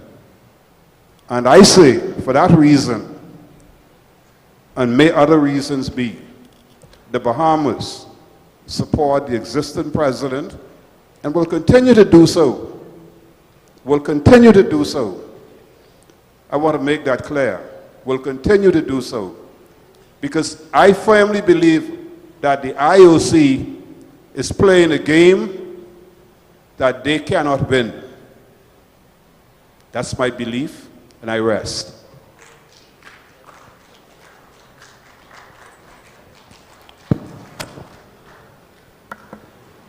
I just want to remind you this is an extraordinary Congress and we have a lot of agenda points, but the IOC decision or the IOC opinion is not one of the points of the agenda, so please concentrate on the point of the agenda.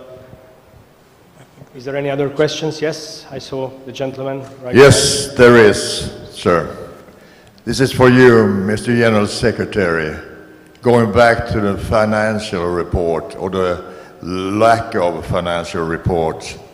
My question is, why have you not presented any documents confirming that IBA debts have been settled with bank accounts? Are you going to do that, and when in that case? Actually, as I told you, if you find something is not enough in my report, then let's finish my report, and I'm ready to answer any questions after my report, because right now it's starting my financial report. But as I mentioned, this is an extraordinary Congress, and on the extraordinary Congress, we don't have to give a full report, but you will find the full report on our website. We published probably a week ago, or maybe some days ago, we published the interim financial statement. On this financial statement on the website, did that answer my question when I read it on the website, sir? I'm sorry, could you repeat it? Well, my question from the Swedish Federation, my name is Per-Axel Sjöholm, the president of the Swedish Federation, and the question is, why have you not presented any documents confirming that IBA debts have been settled with bank accounts? That was the original question. Because that was far away, that was before the last Congress. Yes, but have you? I haven't seen that, any documents. Yeah, but in this statement, what we put on the website is contains just the last 9 months of this financial year. And we settle up the debt way earlier. So that's the answer. I think yes. All right, thank you.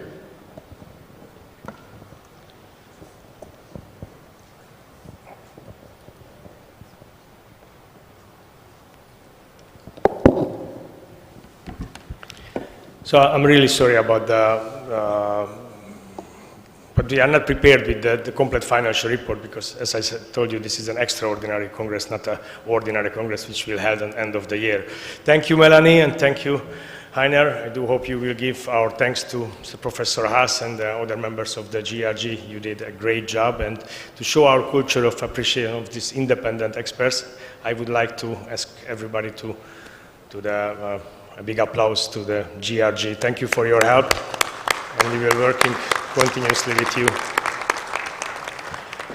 So, step on the next slide, please. As I mentioned, we continue to be freed of debts because the financial integrity is very, very important for us. We continue to deliver support for boxing, but we still need to diversify our revenues, of course.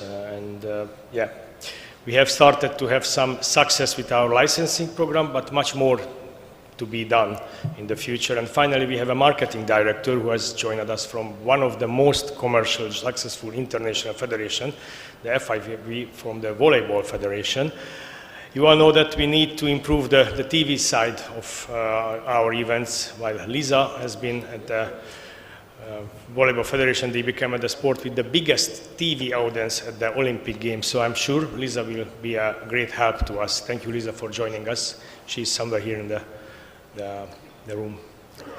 Growing our revenue will be a key priority for the President and, of course, the new Board of Directors that you elect tomorrow.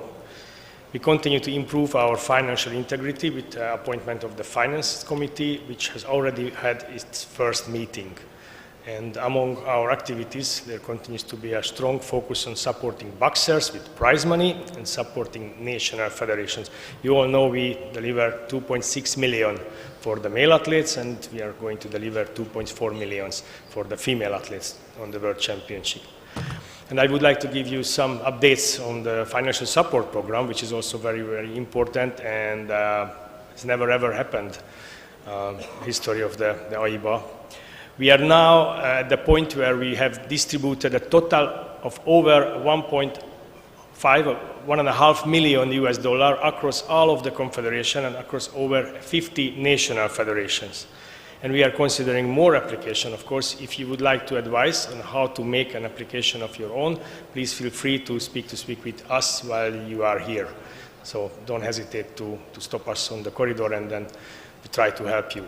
In addition of this, we have already supported the Ukraine Federation, the Ukraine boxers, more than 150,000 in cash. All of the age group could participate, all of the championship regarding the IBA support. We work closely with a lot of national federation to pay to the accommodation, transportation, even the PCR test or the travel service. We are fully support the Ukraine teams, all age group, male and female, they can get the help from the IBA to participate in training camp and the venues. On the sports side, as you know, the first moment of the year, we were very busy with the development of the Olympic qualification system together with the IOC. The development of this system, of course, showed a real change from the recent past for cooperation with the IOC. The fact two of the IOC team are here. I will not point them out or ask them to stand, but I would like you to join me in showing appreciation for them. So thank you guys, thank you for your help, and we are really appreciated to work with you together in the qualification system.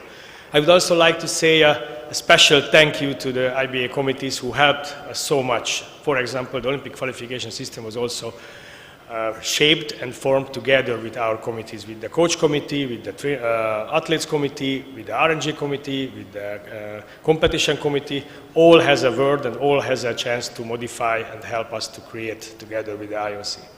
Of course, we would like to see a boxing tournament at the Olympic Games with 13 medals for the men and 12 medals for the women, and with 500 boxers, of course, but this is unfortunately at the moment is not realistic.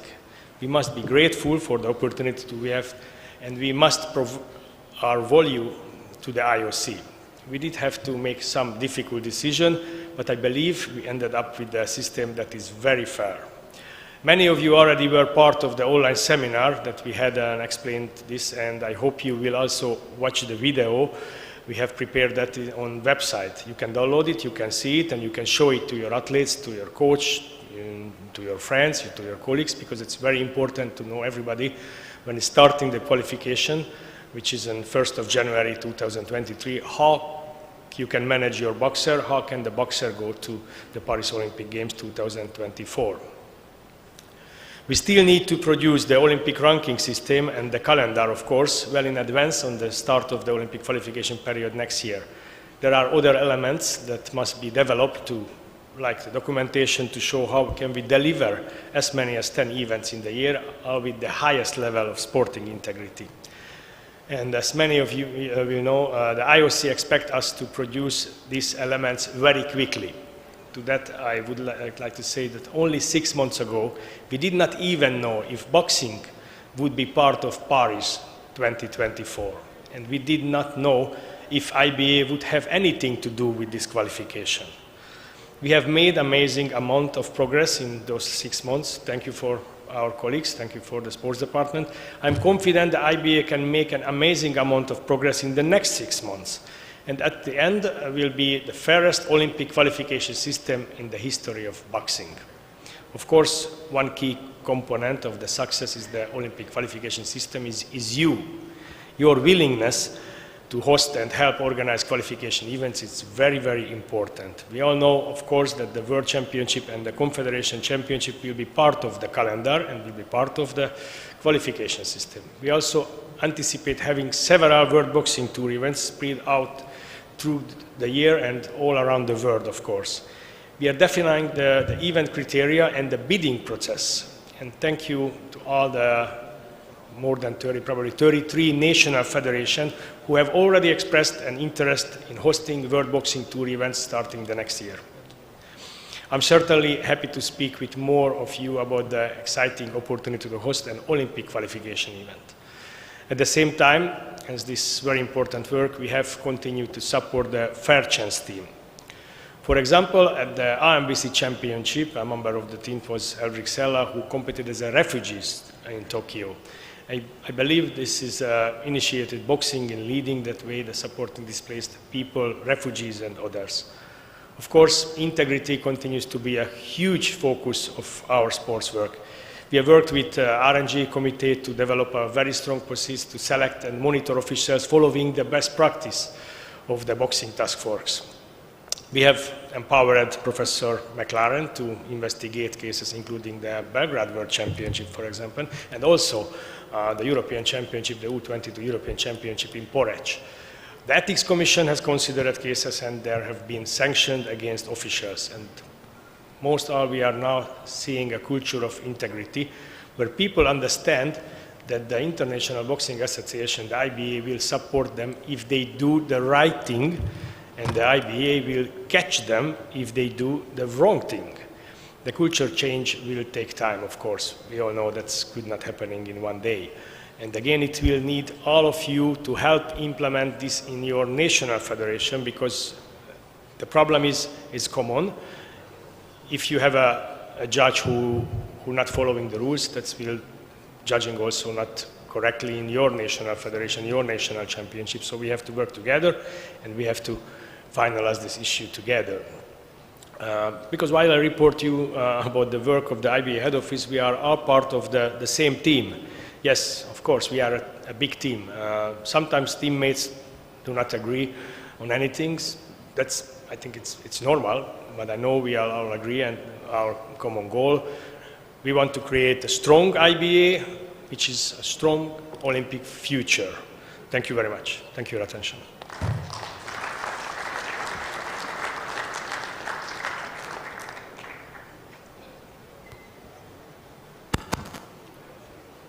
Secretary General, will you take questions regarding your report?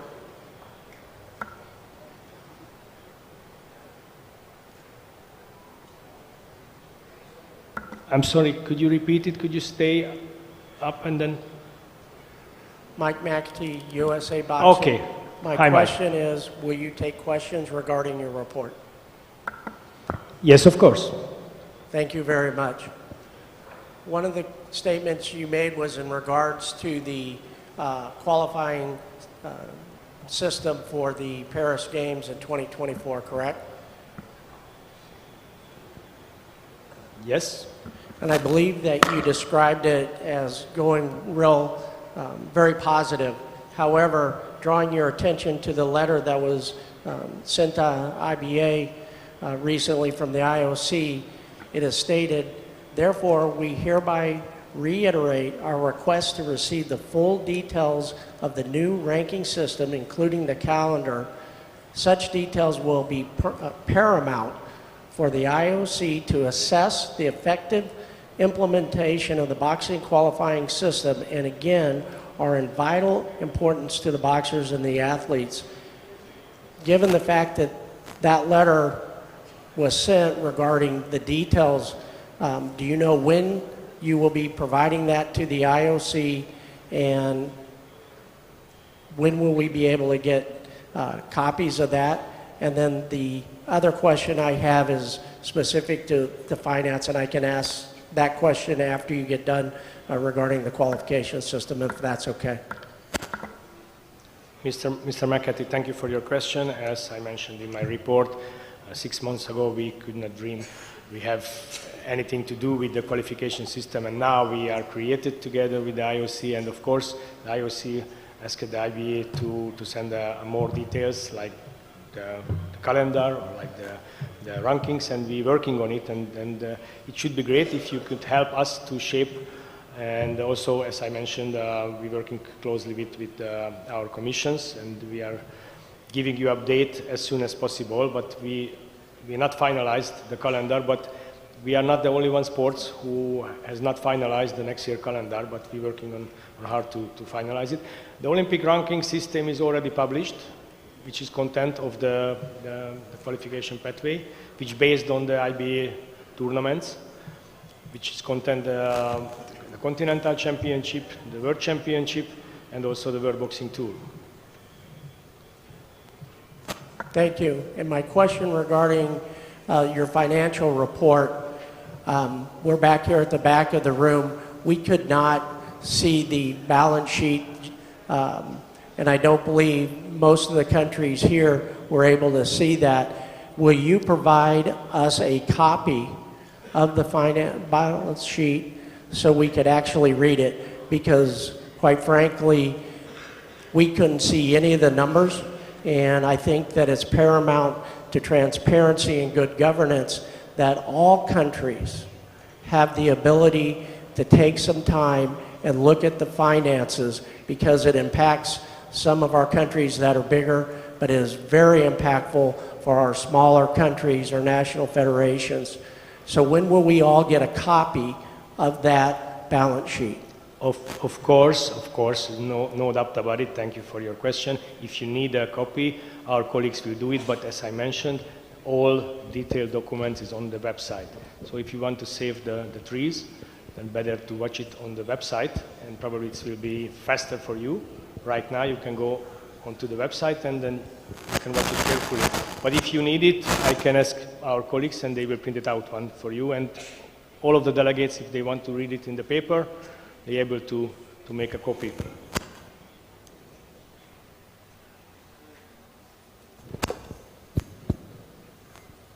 If I may have a question, sir. Just to be clear, the balance sheet you just showed is the most up-to-date balance sheet for IBA, or is that the same balance sheet we saw back in December?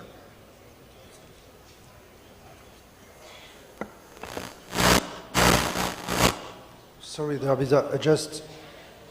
are interim accounts closed on 31st March 2022, which are published on the website. So this is the more recent balance sheet. It's under documents, annual reports, finance reports.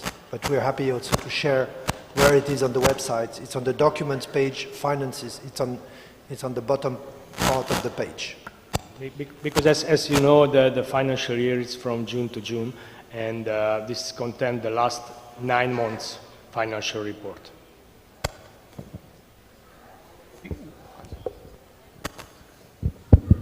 Excuse me, could I just ask a question regarding the debt that is still current to the First Commitment International Trade Company? Is this debt still current? This debt for approximately 22,500 Swiss francs, 22,500,000 Swiss francs. What is our position on this debt, as it is clear that they have still kept this debt alive? They have lodged a claim on this basis, and it is still current. Can you please explain or give us some insight into what the IBA is doing to address that debt? Actually, I have to say again, this is an extraordinary Congress. And I'm a Secretary General of the IBA, but I'm not the head of financial department. And yeah, the report what I expressed, it's, yeah, you can ask Rob, who is the head of the financial department. He knows the whole information about the financial situation at the moment. So what I provide to you, which was yeah, Rob is here. So could you repeat your question? And our head of financial is here. Rob Gara will answer your question. Hi, everybody. Secretary General, I want to thank you for your answer, and I would direct all the national federations that the balance sheet is online. Thank you very much. And So if I can for some comment- that may want to have it in paper, but it is online. Thank you very much. If I can comment on the balance sheet and P&L, that was, we had announced that we were doing a quarterly review closing, which we did. That was presented to the prior audit committee, and that was presented to the finance and newly financed committee and audit committee. Those documents were circulated to the board and they were presented 2 days ago to the board, and they were posted with the agreement of the board straight away on the website. And I welcome any other question you might have on the financials. Yes, Mike?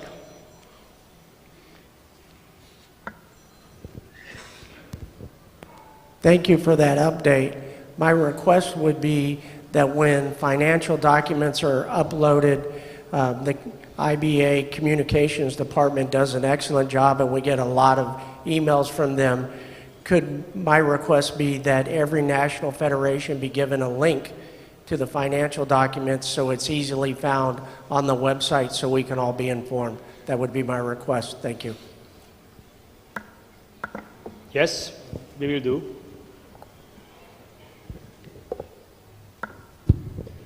May I repeat my question?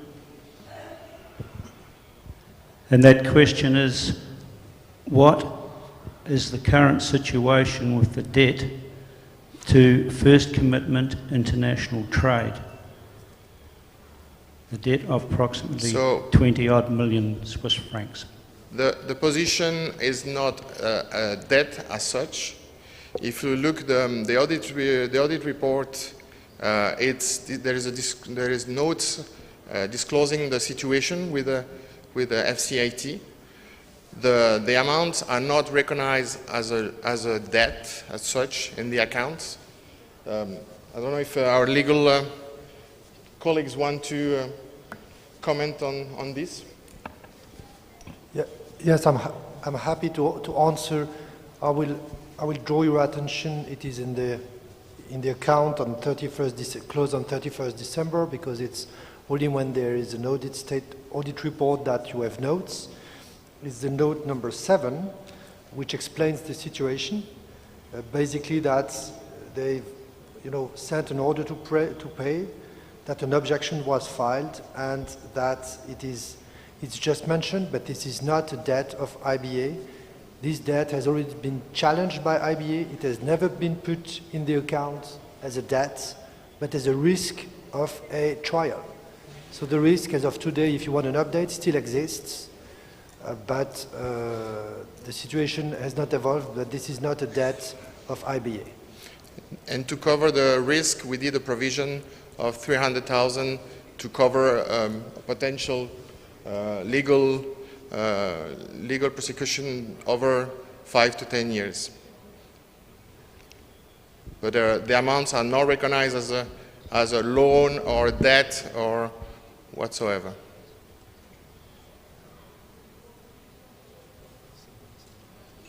Is there any other points or questions I might be able to clarify for you today?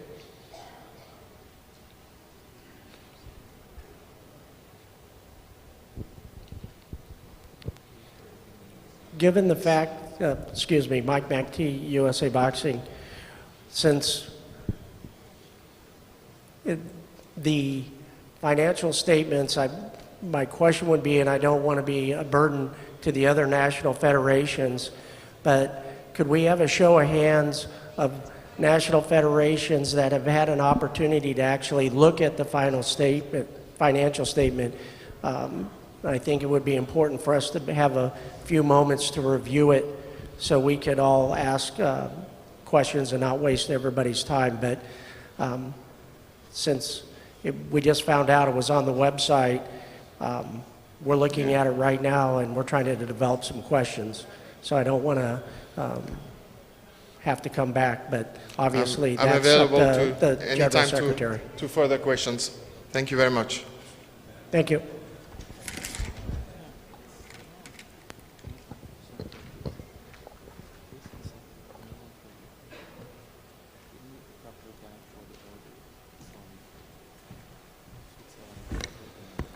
Дорогие мои национальные федерации,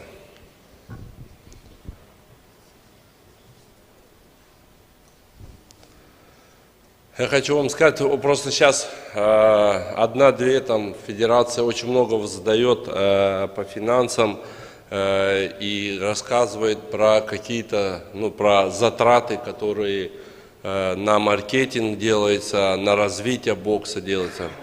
Я что хочу сказать, как президент, который несет ответственность за развитие IBA, за развитие бокса по всему миру.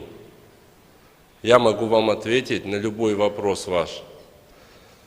Главная задача IBA – это сделать бокс самым популярным, чтобы о боксе говорили на каждом углу. Когда вы мне доверили управление, у IBA было более 15 миллионов долгов, прямых долгов, которые IBA. С IBA даже ни один спонсор не хотел разговаривать.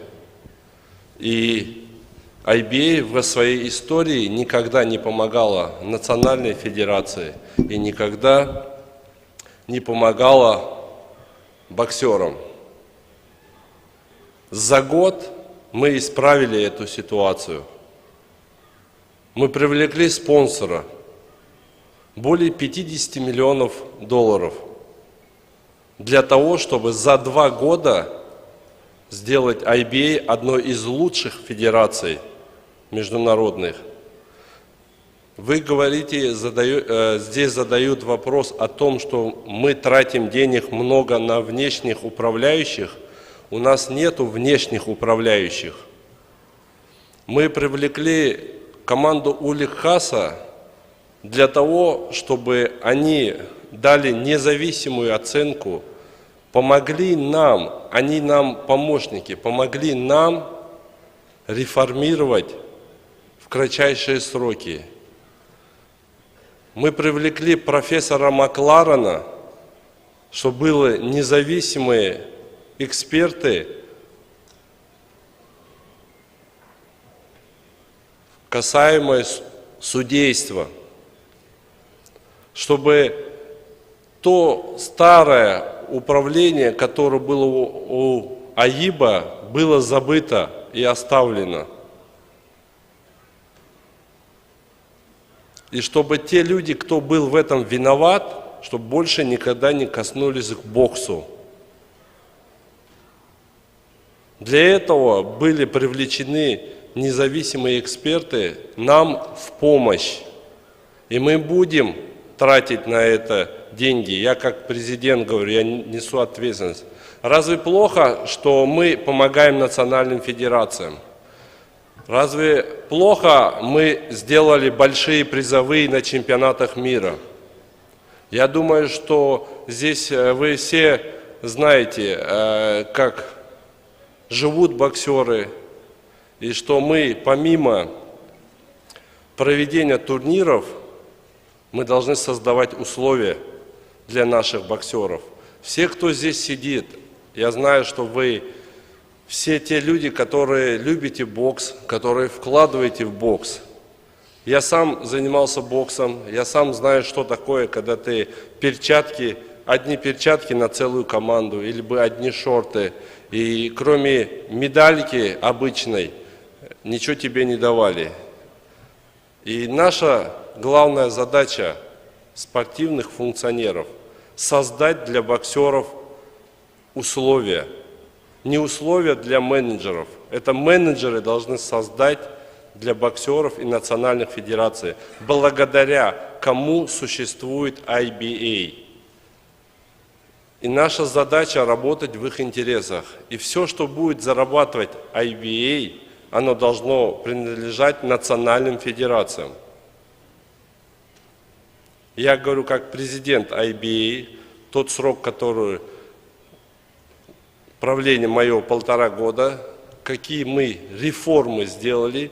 И хотелось бы, если кому-то нужны какие-то финансовые отчетности, подробности, вы можете приехать в офис IBA, вы можете их получить.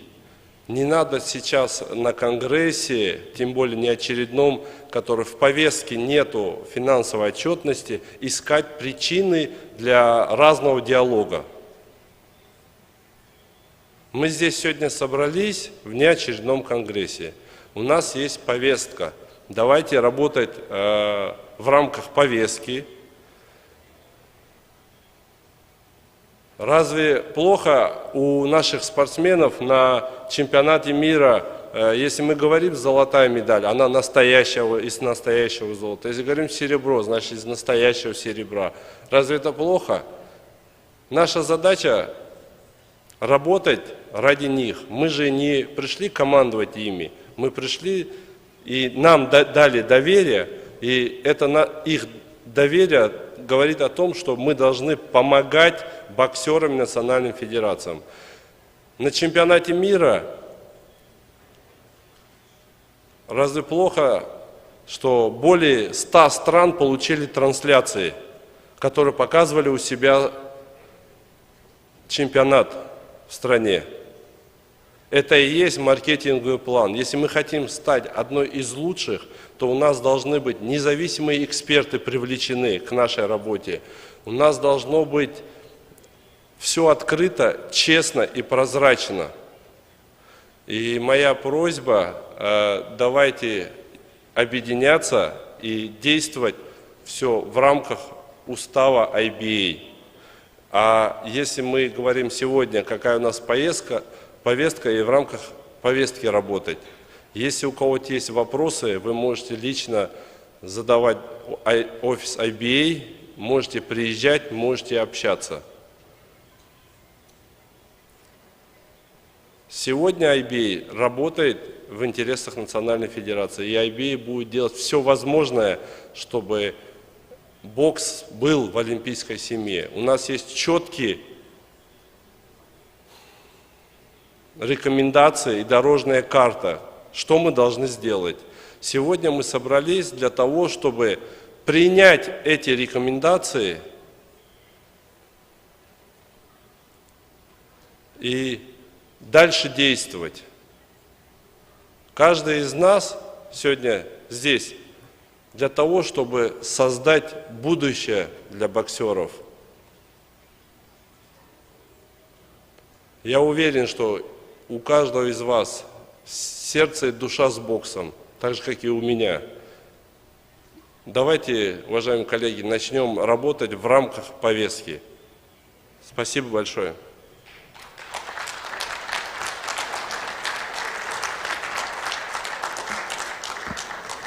Thank you, Mr. President. Boris, the floor is yours.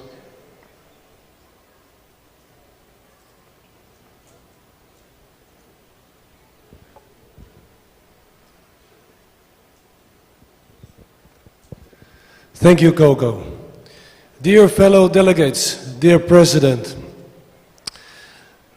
you mentioned, Umar, that you intended to use independent experts to help you clean up boxing. That's of course very good.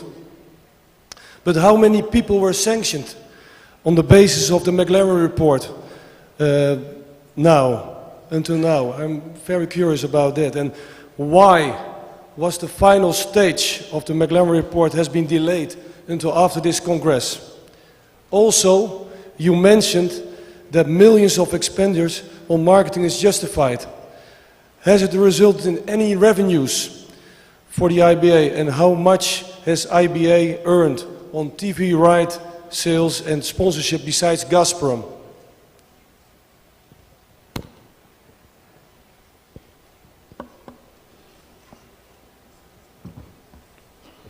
Я хочу, давайте.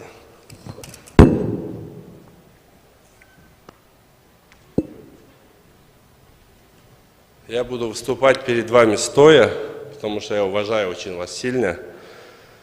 Вот. Я хочу сказать, ответить, Борис, дорогой мой, я знаю, что ты тоже кандидат. Давай мы будем уважать и не будем искать причины и переходить на личное. Я бы хотел сказать, касаемо спонсора, если у тебя есть спонсор, я буду рад только, и IBA будет рад, и все национальные федерации будут рады принять его и работать с вашими спонсорами. На сегодня мы привлекли «Газпром». «Газпром» сделал большую работу, благодаря чему мы сегодня финансируем, помогаем национальной федерации, помощь в развитии бокса, делаем программы, независимые эксперты. Сколько бы миллионов не было бы потрачено, если это ради будущего бокса, и это идет только в развитие, и мы все это видим. Мы еще больше будем на это тратить. После Конгресса, после наших всех решений, после тех решений, которые дают нам рекомендации, когда мы докажем всему миру, что мы самая честная, открытая организация, это и есть эти реформы, это и есть рекомендации независимых экспертов. Тогда мы можем говорить с любыми спонсорами и привлекать. И также сегодня еще идет большая работа касаемо спонсоров. Если у кого-то, у национальных федераций есть идеи привлечения спонсоров, я только буду как президент рад и IBA, и каждая национальная федерация обсудить и запустить этот план. Давайте предложения. У кого есть предложения по спонсорам, давайте. Мы также работаем с спонсорами. Не просто в сегодняшнем кризисе найти спонсора. Все это знают. Но давайте благодарить спонсоров, пока те, которые есть у нас, и демонстрировать, что мы хотим новых спонсоров. И мы будем над этим работать. И еще раз хочу повторять, если у вас, Борис, есть спонсор, дайте предложение. Давайте включим, давайте работать. Никто не отказывается от спонсоров, мы только будем рады. Касаемо трат на независимых экспертов и маркетинга, мы будем тратить до тех пор, пока мы не докажем, что IBA – одна из лучших международных ассоциаций. Спасибо.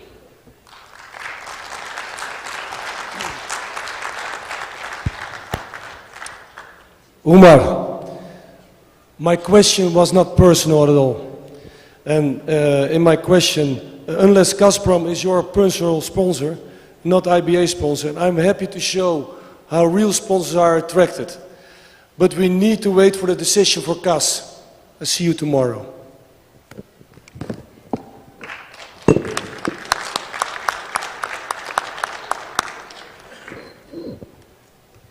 Покажите хоть 1 рубль, чтобы президент потратил на себя. Покажите хоть 1 рубль. Я когда национальные федерации доверили мне, первым делом я сказал, на президента ни рубля не будет потрачено. Я не пользуюсь гостиницами, оплаченными IBA. Я за свои номера, за свои полеты, перелеты оплачиваюсь сам. Потому что у меня есть возможности, потому что я сам бизнесмен. У меня бокс – это моя хобби, моя любовь с детства. И «Газпром» является спонсором IBA. И все решения, которые касаемость маркетинга, развития, принимаются с совета директоров.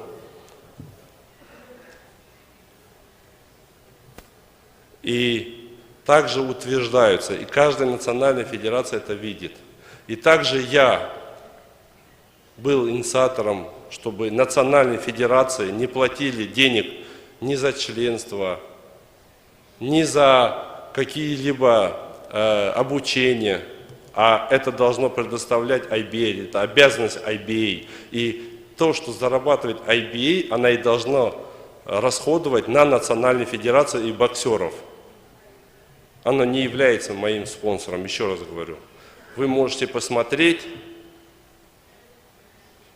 Я сейчас рассказываю, как Умар, говорю вам, что я за себя плачу везде сам, я не пользуюсь. И это моя главная задача. Но все решения, которые принимаются, это принимается Советом директоров. Совет директоров здесь сидит, вы можете каждую повестку посмотреть, что они утверждают. У нас есть отдельный финансовый отдел, у нас есть офис IBA, у нас есть генеральный секретарь, который сам принимает решения, а не президент. На что можно тратить, а на что нельзя тратить, и может даже президента корректировать.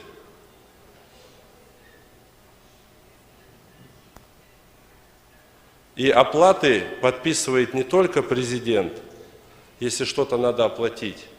Оплачивает это финансовый отдел, который согласовывает с аудитом.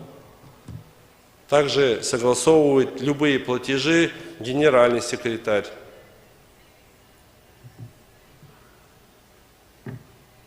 Президент не решает в офисе одной подписью. Решает офис и вырабатывает стратегию. Президент может только предлагать, давайте сделаем то или это. А мое личное мнение,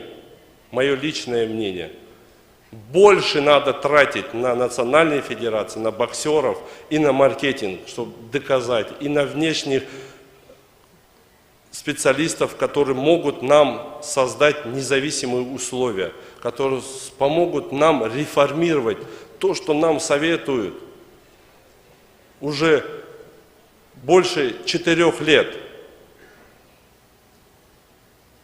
И то, что было сделано за 1,5 года, все долги закрыты. IBA вышла с банкротства.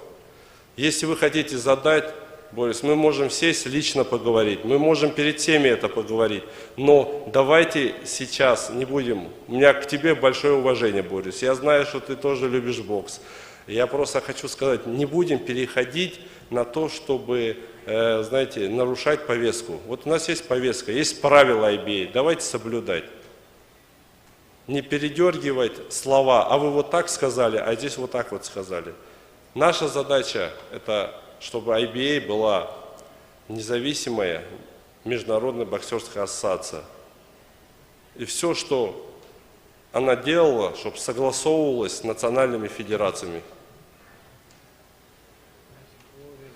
Я бы вообще сделал бы, что не исполком, не совет директоров решал бы, а решали бы национальные федерации. Если были бы такие у меня полномочия. Но, к сожалению, у меня нет таких полномочий. И есть устав и правила IBA, что должен приниматься советом директоров, узким кругом решения. Вот. А я бы хотел перед всеми вами выступать, чтобы каждый из вас знал о каждом шаге, что делается. Вот в этом и речь. Я перед всеми открыт. Если есть вопросы, пожалуйста, задавайте. Мне можете как лично и как президенту. Я готов за любое, что ответить. Но сегодня у нас есть повестка дня. Пожалуйста, давайте уважать. Борис, давайте уважать. Thank you, Mr. President. Yes, the agenda is very, very important, and hopefully tomorrow we will have an election, and then the both candidates will have minutes to explain the manifesto. Yep. Please, one more gentleman. Please try to follow the. Please try to follow the. I hope your. Спасибо, господин генеральный секретарь. Уважаемые друзья, я хотел бы немного внести свое предложение. Последние вопросы у нас идут очень... До этого очень хорошие слова были озвучены, что мы члены одного семейства под названием IBA. И хочу сказать, что сам основной принцип IBA, который является подразделением Международного олимпийского комитета, мы живем по принципу, который основал современное олимпийское движение господин Пьер де Кубертен. Это 3 основных принципа. Это быстрее, выше, сильнее. Я хочу всех призвать, всех наших членов нашего АИБа, не политизировать. Потому что озвучиваются в последнее время вопросы, какой страны гражданин господин Кремлев, что такое «Газпром». Я вас прошу, мои друзья, мы, АИБА, у нас своя основная задача и цели. Мы должны способствовать развитию любительского бокса. Мы не должны политизировать эти все вопросы. Мы все живем в современном демократическом правовом мире. Есть суд, международный суд, где все потом дадут определение, что какие под санкции попадают, еще какие-то вопросы. Мы, самое главное, должны делать свои основные функции, решать и не должны политизировать. Я вас прошу об этом.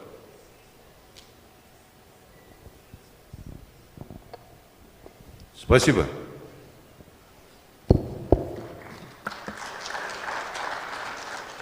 Thank you very much. So, yeah, Dominic.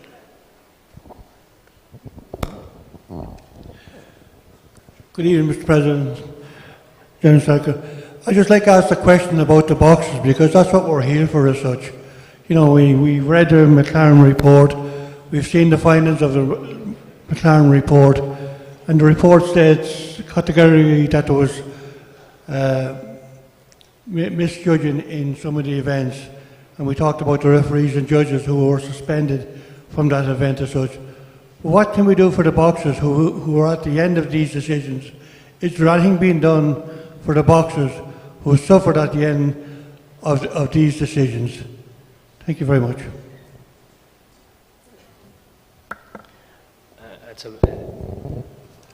This is a very good question. I know what do you mean. Unfortunately, the McLaren report is created and finalized with the decision of some officials and some leaders, but they nothing to say what's going on with the victims, what's going on with the guys who suffered the unfair decision. We have no power, especially not in the Olympic Games, to modify any result. We cannot grant medal to the victims of the situation. We are really sorry about it, but that's the situation. Very disappointed with that as such, you know. At least we could do is send the boxers an apology for what happened to them, because it's on record that the judging wasn't fair as such. But at least we could do is send a letter to the Federation, because we as one Federation suffered dearly over Rio, and we've lost a lot of money from the government over Rio as such. We've suffered. The association has suffered an awful lot, but the boxers have suffered a lot more. So I think the least we could do is apologise to the boxers for what happened.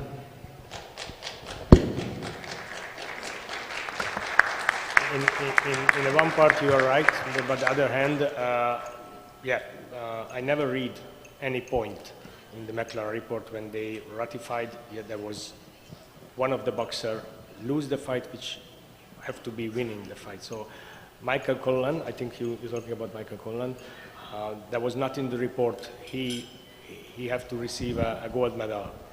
Sorry, I'm not talking about Michael Conlan. I'm talking about what happened in boxing, the judging that happened, not specifically Michael Conlan, because I represent all federations when I stand here as such. There was other boxers in Rio who felt it was wrong decisions as such. So it's not only Michael Conlan I speak about. I speak about kids who we've looked after and these federations looked after as such. That the least we could do as the world body, IBA, is apologise to these kids for what happened to them. No, it's the least we could do. Yes, you're right. I suffered also some bad decision during my career, but I think probably the least what we can do to send a letter, but we want to do much more. We want to clear the future. We want to create such an environment of the boxers when he stepping into the ring, they could be sure the best and the better will win the contest. This is our target. Of course, we can concentrate and we can do something regarding the past, but I think it's the most important to create and modify the rules and regulation and the scoring system and the behavior of the judge. It's more and more important, the sports integrity for the future. Sorry for holding the floor, but it's 6 years since Rio. The report has been done possibly 2 years ago as such. You know what I mean? We've talked about being a family as such, but the most important people here are our boxers. And these boxers still suffer from what happened in Rio. Do you have any suggestion what can we do with this situation? Because you think it's the apologize letter, it's enough? I don't think so. I don't think so, but you have a committee, you have all boxing people on the committee as such. Surely they can sit down and decide what's best for the boxers and what's best to do in this situation. You know, we found that it was the judging wasn't fair. I agree. You know, we should now sit together as a family. People, the top people up there who said, what can we do for these boxers? To acknowledge that there were. I fully agree. Okay. I fully agree, and then, yeah. Thank you. That's why we are here. Thank you very much. If no any motion, oh, the gentleman over there. I'm sorry, we cannot hear you. Hello, everyone. Nether Jews from Palestine. I think supposedly everybody here is because of the game of boxing. So I think we should be focusing on the game of boxing. And speaking of which, let's be honest with ourselves and ask ourselves where IBA was when the new leadership came. IBA was in debt. Problems were all over the International Federation. Where are we now? IBA is off debt. We have a new model, and our boxers are being more assured of getting their rights completely settled and getting appreciated in the ring and outside the ring. Who did that? The new leadership of IBA did that. So if we're here for boxing and for the love of boxing, we should all make sure that this is where we want our game to be. If we are afraid that boxing is not going to be in the Olympics, we all are afraid of that. We should all stick up around the leadership of IBA to make sure that our game is still in the Olympics. And I'm pretty sure we can put that pressure. Let's not forget, coming from a developing country, a developing national federation, let's not forget the support IBA did and submitted and provided for developing national federations. My national federation is one of these federations, and we really appreciate that. Just to finish with a question, I would like also to hear more about what programs can be provided next for developing federations, like joint camps, joint training camps, etc., etc. And I reassure, if we're talking about the game, let's just focus on the game and support whoever is bringing the game up, not down. Thank you very much. Thank you for your words, and probably I mentioned in my report, we're going to continue the National Federation Support Program, so if any countries want to develop the boxing, the IBA is the best partner. We are ready to help you in any case. And if there's no any questions, then let's jump to the last point of agenda today, which is a ratification of the Board of Decision on 2022 IBA annual affiliation fee.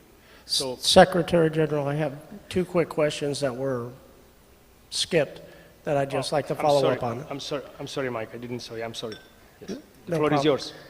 I'm short. I understand. Quick question would be, following back up, how many people received sanctions based upon the investigation done by the McLaren report, which we've had for several months? Has anybody been sanctioned? Obviously, it's private information, but I'd like to know how many investigations were started and how many investigations were completed. And then the second suggestion was in regards to Michael Conlon and every boxer that suffered at the hands of corrupt officials. At bare minimum, they should get a letter of apology. Roy Jones is here, who suffered the same tragic corruption. So I think for every boxer, a minimum, they should receive some acknowledgement and an apology from leadership of IBA and all national federations that they suffered at. So that would be my suggestion, that should be the first step. Well, thank you, Mike. One thing is sure, even if we all know in Rio was something not correct. The McLaren report, unfortunately, not say the Conlon fight was corrupt. The decision is it's corrupt. This is the problem. Because if we express an apologize letter to Conlon, then what we are doing with the opponent, Nikita, who still believe he won the fight clearly. You know, I understand your view, and I also, I was suffered also in my entire career several times when the judge did a terrible judge, and we want to clear the field, of course, no doubt about it, but those decisions, like the Conlon-Nikita fight, or even the heavyweight fight, you remember, that's the McLaren report, unfortunately, does not help us to figure out who was the guilty, who paid to whom to make the wrong decision. That's the problem with this case. But if we figure out, or the McLaren report will be more details, or the final stage of the McLaren reports will help us more than now, then of course we have to follow it, even if it's not our guilty, because the new leadership has nothing to do with Rio. But our duty to finalize the case, and our duty to yes, Claude, I'm sorry. Yeah, and to answer your other query, I think one of the issues of Rio is that nothing was done by the previous administration well in due time, and years later it's difficult. But jumping on the current competitions, now what is organized during the competition, there is a monitoring.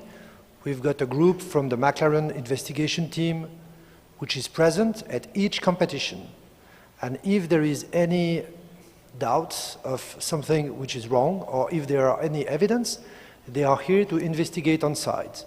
And after the competition, they issue a report to the disciplinary department. It will be more efficient when the integrity unit will be fully operational, but it's already existing, and I can tell you, we, in at least last 3 competitions, 1 in 2021, 2 in 2022, we have lodged cases against officials before the disciplinary or the ethics committee. So those cases have been launched. There have been a provisional suspension of some ITOs already just before the EUBC Youth Championship, if I remember well. And there are 2 other pending cases. We're expecting the decision very soon. And those people, as McLaren is also, there is no database of all those, I would say, dubious officials, and they are no longer appointed in competitions.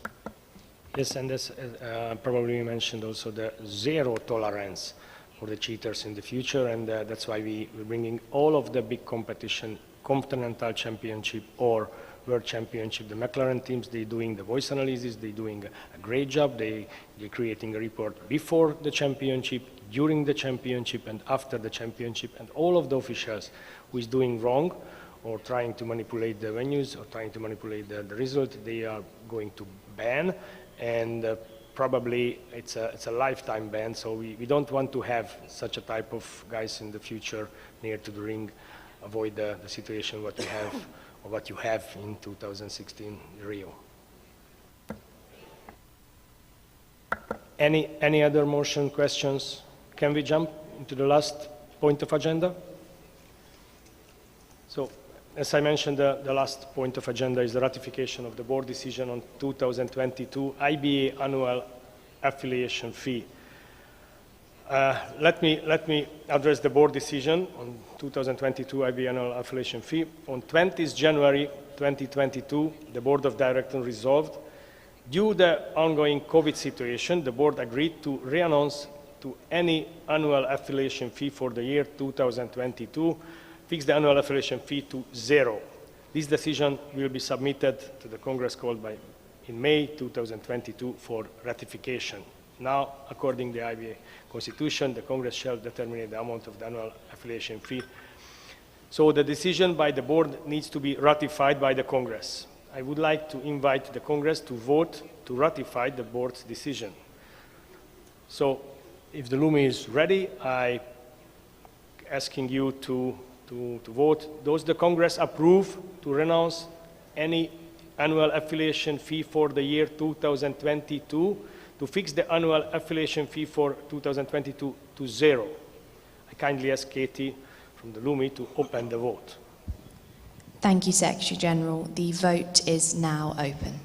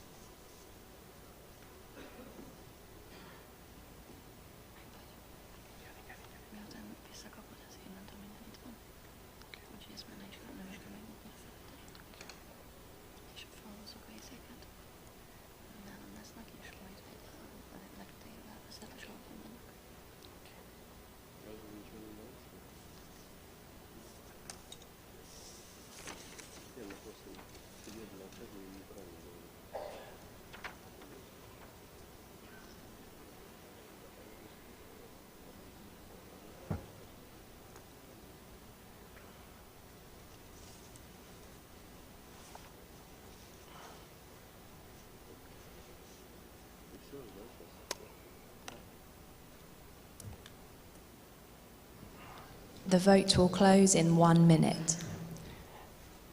And please, after the vote, don't leave the room immediately, because we still have one very important unofficial point of agenda.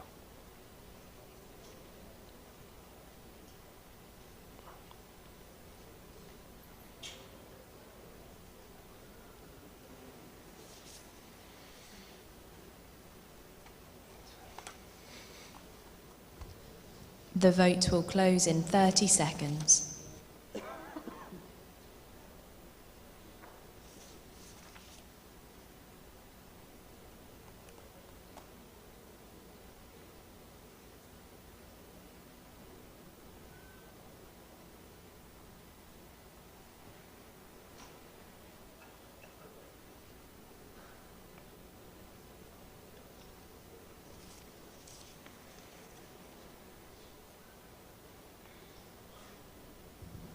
The vote is now closed and the results will be displayed shortly.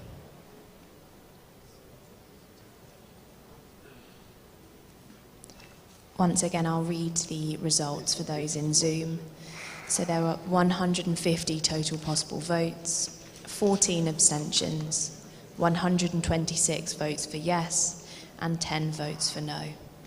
Before I hand back to you, Secretary General, please can I remind all voting delegates to leave your smart cards and voting devices on your tables before the end of the Congress. Thank you, and I'll hand back to you, Secretary General. Thank you, Kate. So it looks like the Congress approved the board decision. So let's jump to the last point, the question and answer. You still want somebody to ask something, or can we jump to the unofficial points?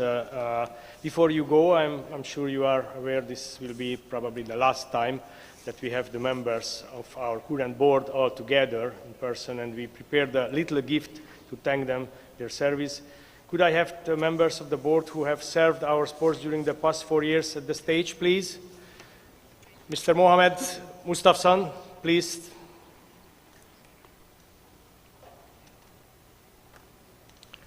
Mr. Franco Falcinelli, please to the stage. Mr. Edgar Tanner, please to the stage. Please, don't be shy.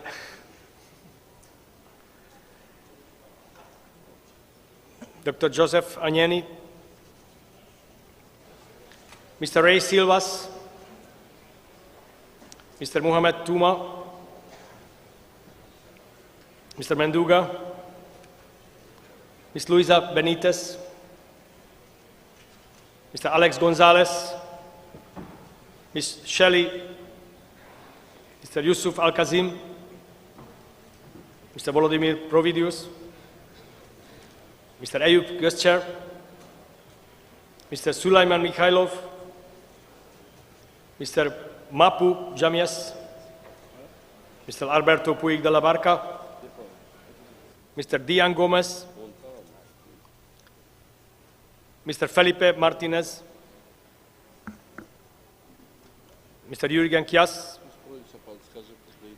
Mr. Alfred Bongo, please welcome on the stage.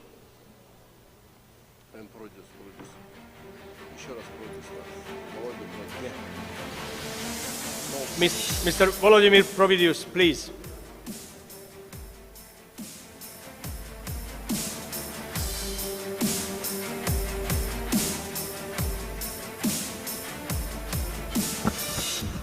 Please, a big applause to the current board. They served for a while our beloved sports.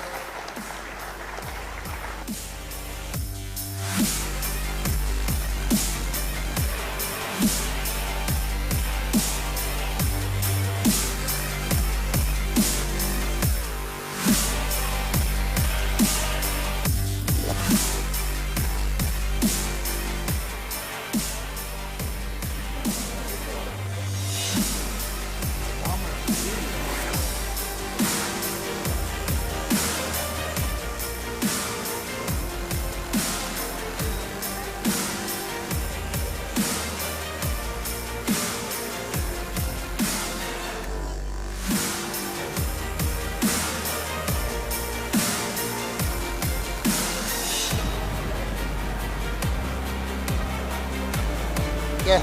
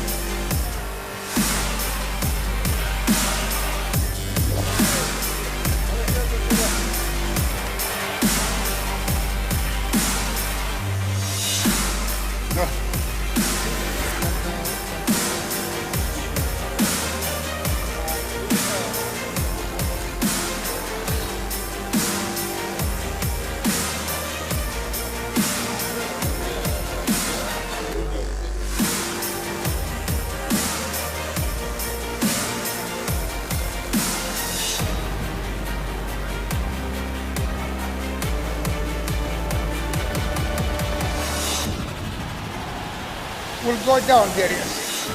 Yes.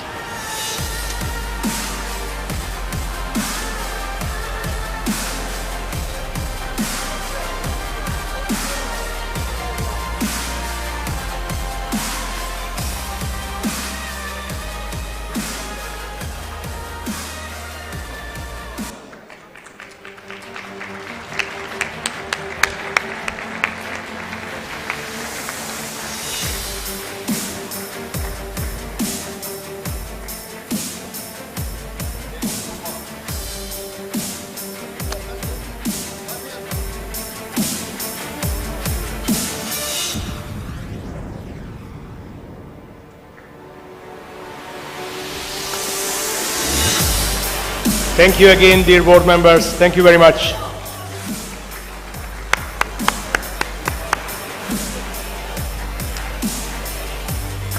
And thank you, all of you, for a very productive first day of Congress. Please don't forget, tomorrow we will have another very important day. We look forward to seeing you tomorrow here at 9 a.m. So please be on time. We would like to start tomorrow at 9 a.m. Thank you very much.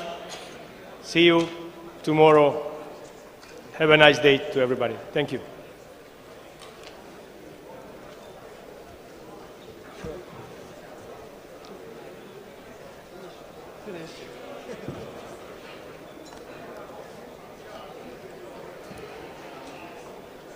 So the warming up.